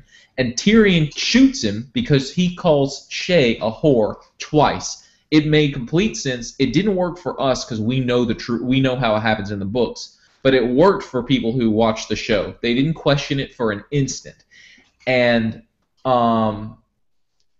they couldn't, in my opinion, put Tysha in this episode because it would have breached the thing that Jamie is doing for Tyrion, and I think that is why we got Jamie kissing Tyrion on the cheek. That was to tell us, I mean, I know I'm getting too crazy here, but that was an extra thing to show us Jamie does love Tyrion, which y'all know, but now's not the time for the true story about Tysha. That's my rant on that. I'm definitely glad you brought up that interview with George R. R. Martin because I was actually going to read the exact same thing that you were, but with a bit of a different intention. I'll put that link in the description. Excellent. My whole thing with that was more, and you kind of touched on it a little bit, but I had this huge theory about Shay in the TV show, you know, how likable she was, and therefore they were going to have her killed off by Tywin, and Tyrion would want his vengeance as a result. I remember that. And of course, it did not come to pass, and I had a huge problem with that in this episode, naturally, because, you know, just like George R. R. Martin says, it's a bit of a contradiction there, because, you know, we, the TV show viewers, specifically know her as such a likable, intelligent, I might add, you know, she knows that Tyrion, she has to know that Tyrion tried to send her away to protect her rather than to get rid of her. She's likable, it's very obvious Tyrion cares for her, she cares for Sansa. Again, very different characters. So, in many ways, it didn't make sense in the show the way her fate played out, and I'm really curious to know how they're going to have Varys' role in getting her in Tywin's bed specifically explained later on. Not so much that I have any answers. But pose a question for you. All right, go ahead. I don't. Shay being in Tywin's bed doesn't make sense in the book or the TV show. It makes no sense. It could make sense in the book. I don't think it does. Why would Tywin have Shay in his bed? Because he's been because he likes prostitutes. Hold up. He's not planning on getting back at Tyrion because he's planning on killing Tyrion, arguably. I mean, it makes no sense. Why does he have Shay in his bed? Do you want me to answer that quickly? Exactly. Yeah. Well, basically because he's like his son. He likes prostitutes. I mean, I think LaDonna made this point a few episode reviews a while ago. Why that whore? He could get any whore he wanted. Instead, he chose the whore that was his son's. Because he's pissing on his son, James. His son doesn't know, Mom. His son's going to his death. Tywin does. I think. Okay, hold on. Tony, what do you want to say? Yeah, I think it's possible that, you know, maybe he's like, let me get a taste of this bitch that my son defied me for time after time after time. She got to be pretty good. If I told her don't bring her to court, he still did. I told him not to do it, she still did. Let me see what this shit is all. Taste this for myself. And Must be worth it. I think. Oh, sorry. If I, Go ahead. I can I just think that is we're literally reading a little too far into that, because I think it's literally the fact that we think that because we're studying this as if it's a test, but I think that it's literally just the fact that she's a whore that we knew in the story, so it made sense. You know, like, why would there just be a random whore in there? There wouldn't be a whore at all then. Because if they're going to explain something about Tywin and his affinity for whores, it has to be a whore that we know. You know, just a random whore wouldn't have any impact. Yeah. Agreed. I'm going to add. LaDonna, go ahead. I'm going to add 2 things if I could. One is that Tywin's affinity for whores, in my opinion, is going to play into the paternity of his children. One. The second thing is that I think that he was absolutely pissing on Tyrion doing it. It didn't matter whether. But I think the more important part of this scene that really bothered me is not Shay. The thing that really bothered me is that because the Tysha issue was not addressed between Jamie and Tyrion, and they left on bad terms, because they leave on good terms here, does that mean they never meet each other again? It certainly seemed like it was set up that way, that, you know, this was the final farewell. At least that's how it came across in the show. Tony? I think they're gonna see each other again. Haven't all the Lannisters men all like whores? I mean, Tywin's father, was he going on to see a whore up the steps or whatever, and he had a heart attack? Depends. Something like that. Would you consider his Cersei mistress a whore? His mistress that Tywin considered a whore, right? So if he has a mistress, that's a real Lannister. Tywin's a real Lannister. He likes whore. Tyrion's a real Lannister. He likes whore. He ain't fucking no one but Cersei, his sister. Here's another thing to think about that I hadn't really considered until just now. But as Team Varys, I'm throwing it out there. Would Varys not make sure that the right whore's there? You know, like if he was the one, he led him there. He was the one orchestrating damn near all of that. So it would make a lot of sense that he would make sure that she was there to make sure that because otherwise, if she's not in that bed, he doesn't kill his dad. There's no reason to. In the show, Tyrion makes up his own mind, though, to go up there. Yeah. I'm assuming we're in book mode. Sorry. Yeah, he goes. I think we're going back and forth. Upstairs right after Jamie tells him, he makes up his mind to kill his father. I think after he hears that's enough is enough. He goes and takes him out. And then he, confesses to Joffrey's murder, which he didn't really do, just to piss him off a little bit more. He's just, at that time, just mad and wants everyone to feel his pain at this particular time, and just trying to do it as he can. I was of the same opinion, Tony, but in the same interview with George R.R. Martin, he basically says that he thinks that Tyrion wasn't sure what he was doing when he walked up, but it was seeing Shay in the bed that sent him over the edge. Exactly.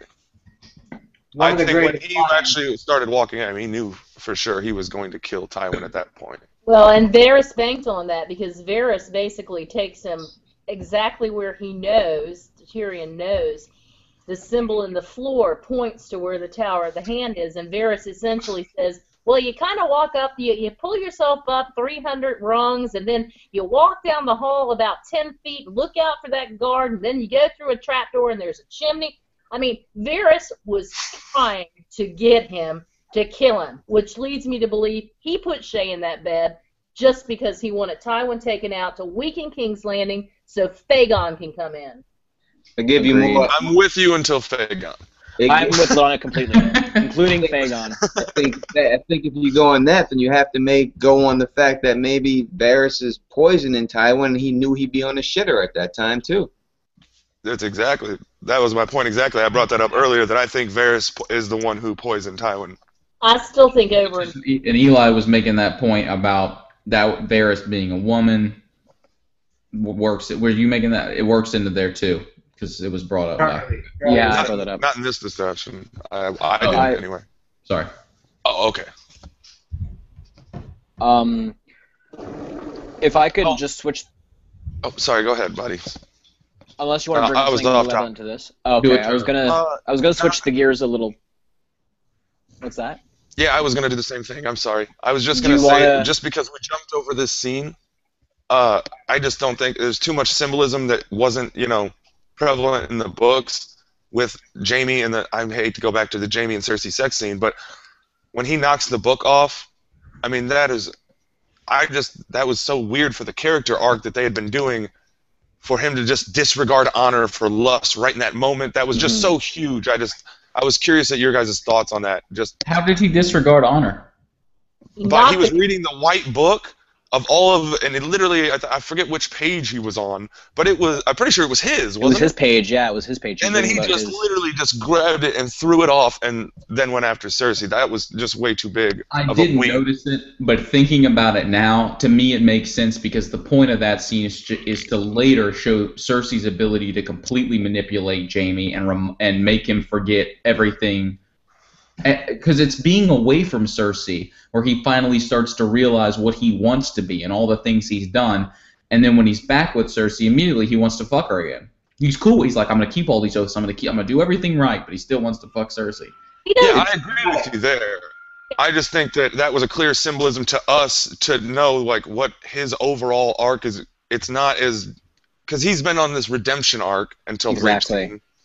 Until the rape scene, and then still they kept him on that arc, even saving Tyrion, because that's a huge thing to try to make us as fans like him more and kind of forget that he shoved a fucking kid out of a window.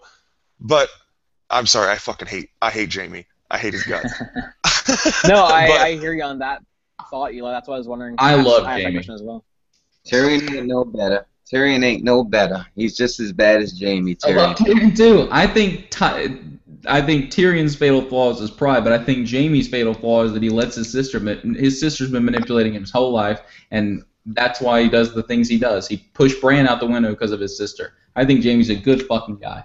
You kill a kid, you're on the wrong side for me. Maester Payne, you want to say something? Maester Payne. You notice that Cersei says his line to Cersei, she says it to him. I don't care.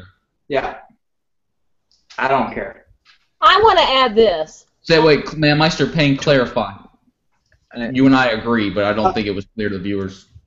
No, that's all. That was my whole point. I just noticed that she reversed the saying. But I did like the part where Cersei says, when Jamie says, "And your brother," and she says, "No, he's not."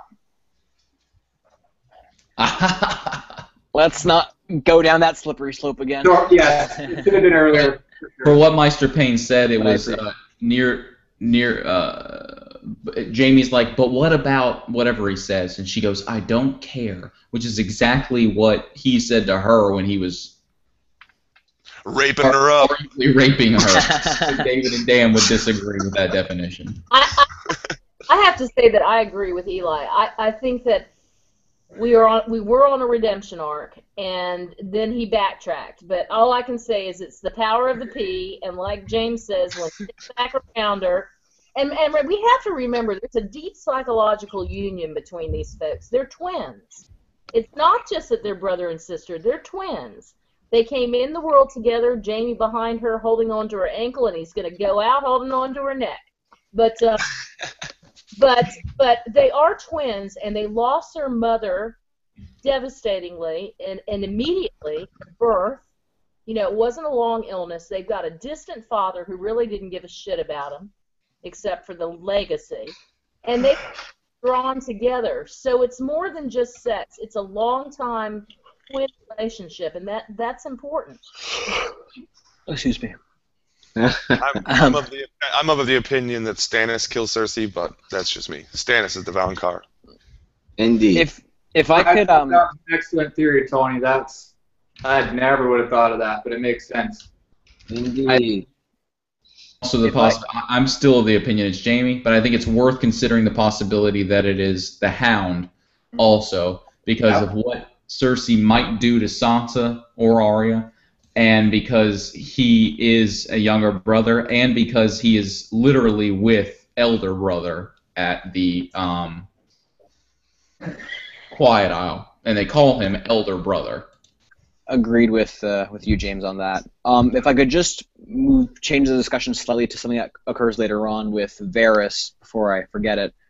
It's a bit of a broader statement, and I think I've made it in my own video, but at the end of the episode, we have Varys also choosing to leave King's Landing to go across the Narrow Sea with Tyrion, and I think a lot of show viewers exclusively are wondering, why would he leave now after putting so much emphasis on importance in King's Landing? Well, I think that given the fact that so many important characters in the series, like in terms of characters who are yearning for power and trying to control events in the world of Westeros, have either left King's Landing and Olenna and now Varys and Littlefinger, or are dead, i.e. Tywin, or who else was there? There's another character that was significant and recently died. Anyway, all these main... all these... No, it wasn't Oberyn. Well, maybe I guess you could include Oberyn in that. But anyway, a lot of main characters who have placed so much emphasis on events at King's Landing and King's Landing being central to, you know, controlling the realm, kind of abandoning that place, is also symbolically showing us, I think, the show viewers and the book readers, that King's Landing is, for all intents and purposes, is losing its importance in the long run for the whole world, and of course, especially the story of Song of Ice and Fire. I think even in an interview with the two directors of the show, Benioff and Weiss, made the comment that, you know, next season we're going to see a lot more of Dorne as a big new location, as also a focal point. But I mean, of course, with so many other characters, like of course Daenerys and Meereen, with Arya and Braavos, and especially the events in the far north, I think these are not only symbolically showing us, the show viewers, that we're going to get less and less of King's Landing as part of the broader story, but I think it also shows the symbolic decline of King's Landing as a place of importance for the show and the book. And if I can add this, Charlie, when I watched your video, I wanted to say this on ours. I agree with you. What Martin has done, in my opinion, as a narrative device, is he's now created this Dornish and Essos thing that is going to be of importance, which is going to push forward potentially into King's Landing with Aegon and Dany. But ultimately, King's Landing is not the ultimate focus. That there's a pincer grip that ultimately folks from the north are going to come, folks from the south are going to come in the middle. And in my opinion, this endgame battle, or one directly before it, I think the endgame's at Winterfell, but this endgame thing is going to culminate, or the event before the endgame at Harrenhal and the God's Eye. So that's in the middle of Westeros. So we've got a pincer grip coming from the north and from the south that's going to force people up into Harrenhal, which, as we know, is destroyed, but it can hold 1 million people out. Agreed. Very good thought there. That's where we're heading, which leads into your theory on King's Landing not being of much importance. And we've seen Dany looking at vision. Well, I think people are going to start moving north. Definitely agree with you on that. Yeah, that's a play on the whole song about, you know, the ice and fire coming from both directions, and I think the balance is in the middle, you know. All right. If I'm not mistaken. Two barriers, too, right? You have the wall and you have the narrow sea. That's true. Very true. In the middle. Yeah. If I can ask y'all two big questions. Can I add one thing to Charlie's question about Varys? Go ahead. Just real quick. I took that when he did it, you know, decided to go. I thought it was more of like he had instilled enough disarray that the power was lost in King's Landing, and now, you know, that was the straw that broke the camel's back in a good sense for him, and his work there was done. You know, that's what I thought. Because at that point, you have to think, when they're at that boat, he still doesn't know if Tyrion killed him. He didn't see it happen. So when he hears the bells. When he hears the bells, that is the proof that, okay, Tywin's fucking dead. It worked. Get the fuck out of here. Because until Tywin's dead, he's still safe in my mind. Agreed. Definitely well developed that point, Eli. I appreciate it. If I think we're near closing. I'm I'm about to crash. Okay, that's basically everything. I was getting ready to yell at you. I didn't want to do it yet. I guess if anybody wants to add anything before they leave, now's the time. But when you talk, if you wouldn't mind answering a question, I got 2 questions for every single one of you. Do y'all think Tysha's story is over? Do you think it won't be referenced again? And in the show? In the show. Okay. In the show. And number 2. Are any of you of the opinion that Lady Stoneheart may or will be omitted? What was the first question? Is The first Tasha's question story was, do you over? think Taisha's story is over in the TV show? I'll go real quick because I have nothing to say. Oh no, go ahead, LaDonna. Sorry. It doesn't matter. I think Tasha's story is over, and except for that little remark from that James quoted from Martin. And I think that Lady Stoneheart, of course, she's their mother. She's the head family's mother, of course. Of course. I'm of the exact same. I think Taisha's is done, and I think Lady Stoneheart cannot be omitted. Agreed as well. I just thought of something that I hope does not happen. But it's possible. I do think that Taisha is over. That's a done deal there. And Stoneheart, I think they could use her, but now I'm starting to think that it's possible that they could maybe. No, I hope not. But what if they changed it to the Hound? Yeah. And let the Hound character become Stoneheart in the show. Mom, stop. Sorry. I'm sorry. I'm sorry. Change it to the Hound's character, like fulfill the role with the Hound. Yeah, they could fulfill the role with the Hound. I think they're gonna, use Tormund in the Wall as for the Fen person. I think they're gonna use him to fulfill that role. I think it's possible. He's beat up, and if he's about to die, and then the Brotherhood, guys without banners and stuff like that, it's possible that they resurrect him, and then all of a sudden he's. I mean, it wouldn't work to me. That would be interesting. He does say unless there's the Maester nearby. Well, yeah, and this is a Maester. But I could see Thorsten running up on him and, doing it to him and bringing him back to life, and he's the guy that Stoneheart do decide. That's a possibility, but I think it's important. Eli, that was an awesome grab, considering Qyburn. Unless there's a Maester nearby, resurrecting you from the dead. That's what I was thinking, yeah. Someone who could bring you back from the dead. He's thinking Maester is the only thing he knows, but he doesn't know about Red Priests. I think it was just a little foreshadowing that you just picked up on.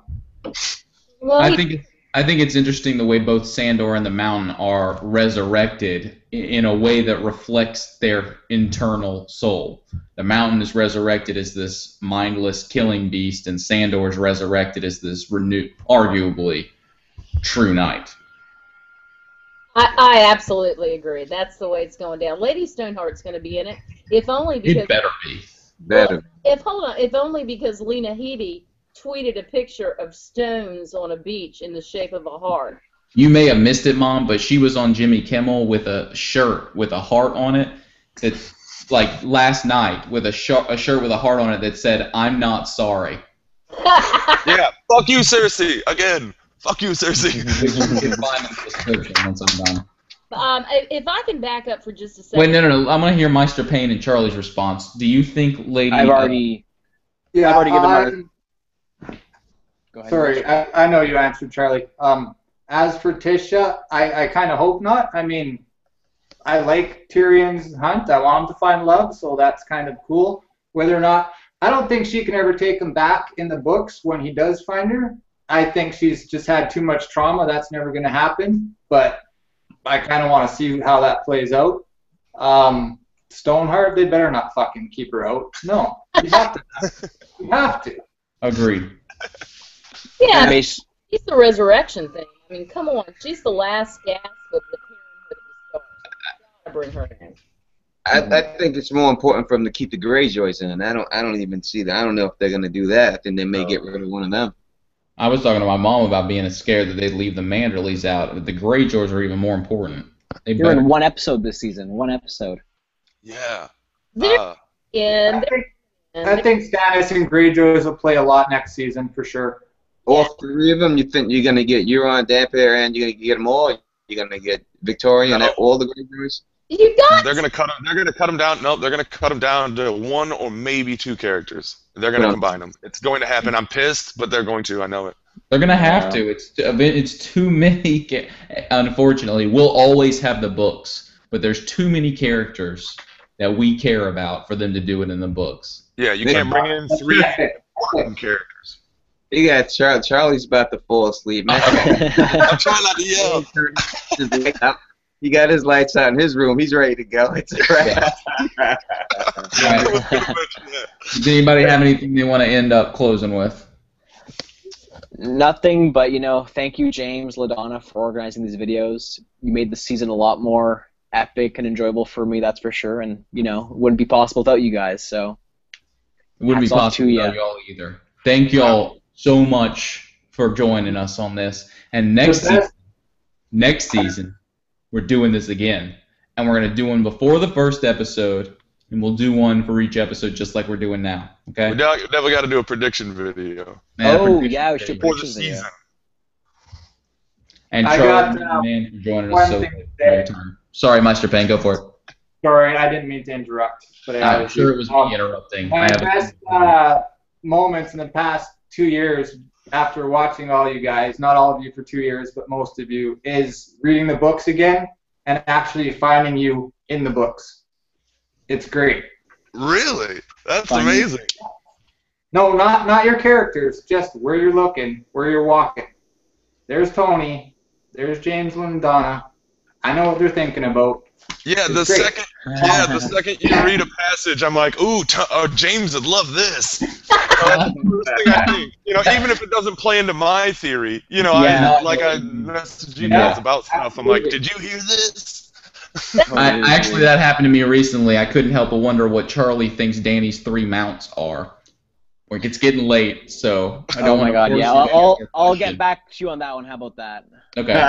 Sound good? Enjoyed it. That's Thank a loaded question, James. That definitely is. I want to, if I can say, I don't think it has to do with writing writing anything. I think it has to do with the people she fucks. well, if I can say one thing, Good thought. I have absolutely enjoyed every single one of you. Thank you guys so much. You've made my year. I'm not kidding. I say it from the heart. And for those folks who are watching it, thanks for all your comments. And let's keep going down the rabbit hole. Amen. We better get Wins a winner before next season. Oh, Oh my God. our book readers are going to go Please say insane. yes. You will not get Wins a Winner before next season. I doubt that. The season after, I think it drops. Fucking George! I'm holding out in hope, man. He's got a couple of things coming out, and I don't think he's going to compete with himself. You know what I mean? He's got a couple. He's going to do the Winterfell stuff, and the Wolves of Winterfell, and all that. I don't think he's going to compete with himself. So I think the following year you'll get that. May get 2 more excerpts next year or something like that. You got Elio Garcia in them's book, and I think that's the way it'll roll. No. I don't give a shit. Probably right. I hope you're wrong. Too. Thank you, Alrighty. Tony. Thank you, Maester Payne. Thank you, Eli Knight. Thank you, Charlie. Y'all are wonderful. It's been a blast, you guys. Thank you so much. All right, everybody. Yeah, thanks for having me. I appreciate it. You know what I mean? It's the best time I've had even discussing the books at all and stuff like that. And I really do appreciate y'all making me an official member of the Small Council. And I'll be here for any of y'all who wants to do a video throughout the year. Hit me up. You all got me this anytime. I'm always available to talk about anything. We need to yeah. do that during the summer. Several of us individually hooking up for certain videos. Definitely. Totes. Do that. Totes. And anyone who sat there and watched this video for 4.5 hours, God bless you. You know Alrighty, who the folks. true fans are. Talk about it. Real. Talking about it. Oh, we're so sorry, Charlie. We're so sorry. It's all good. I wish I wasn't jet lagged. I hate this. Alrighty, folks. Thanks to Charlie for staying away. Everybody. Thanks for letting Maybe me next join. year Good we start night. at 6. Yeah, maybe. Maybe next year we start earlier. Like right at work. Maybe next year we won't fly away to random countries. Alright. Good night, folks. Well, please keep that up. All right, have a good one, guys. Now you like I'm Maester Payne and Tony. Peace Thank you out. so much for joining us, everybody.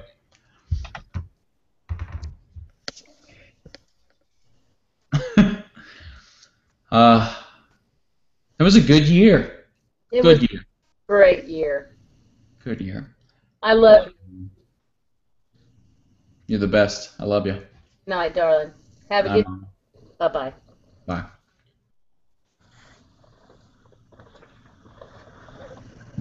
For anybody still with us, the peanuts were from a friend of mine named Bobby Bank. Just want to mention that. And they were wonderful. There will be links in the bottom of the video, and I'll be adding them in a short few minutes. And thank y'all for watching. Sincerely, thank y'all for watching. It's the conversations that happen in the comment section to these videos they give us the most fun. That's where we really get the exchange of ideas. That's where every single one of these people came from, comments in the videos. Thank y'all so much for watching. And have a wonderful summer. You will see new videos from me and my mom coming shortly. Thanks again.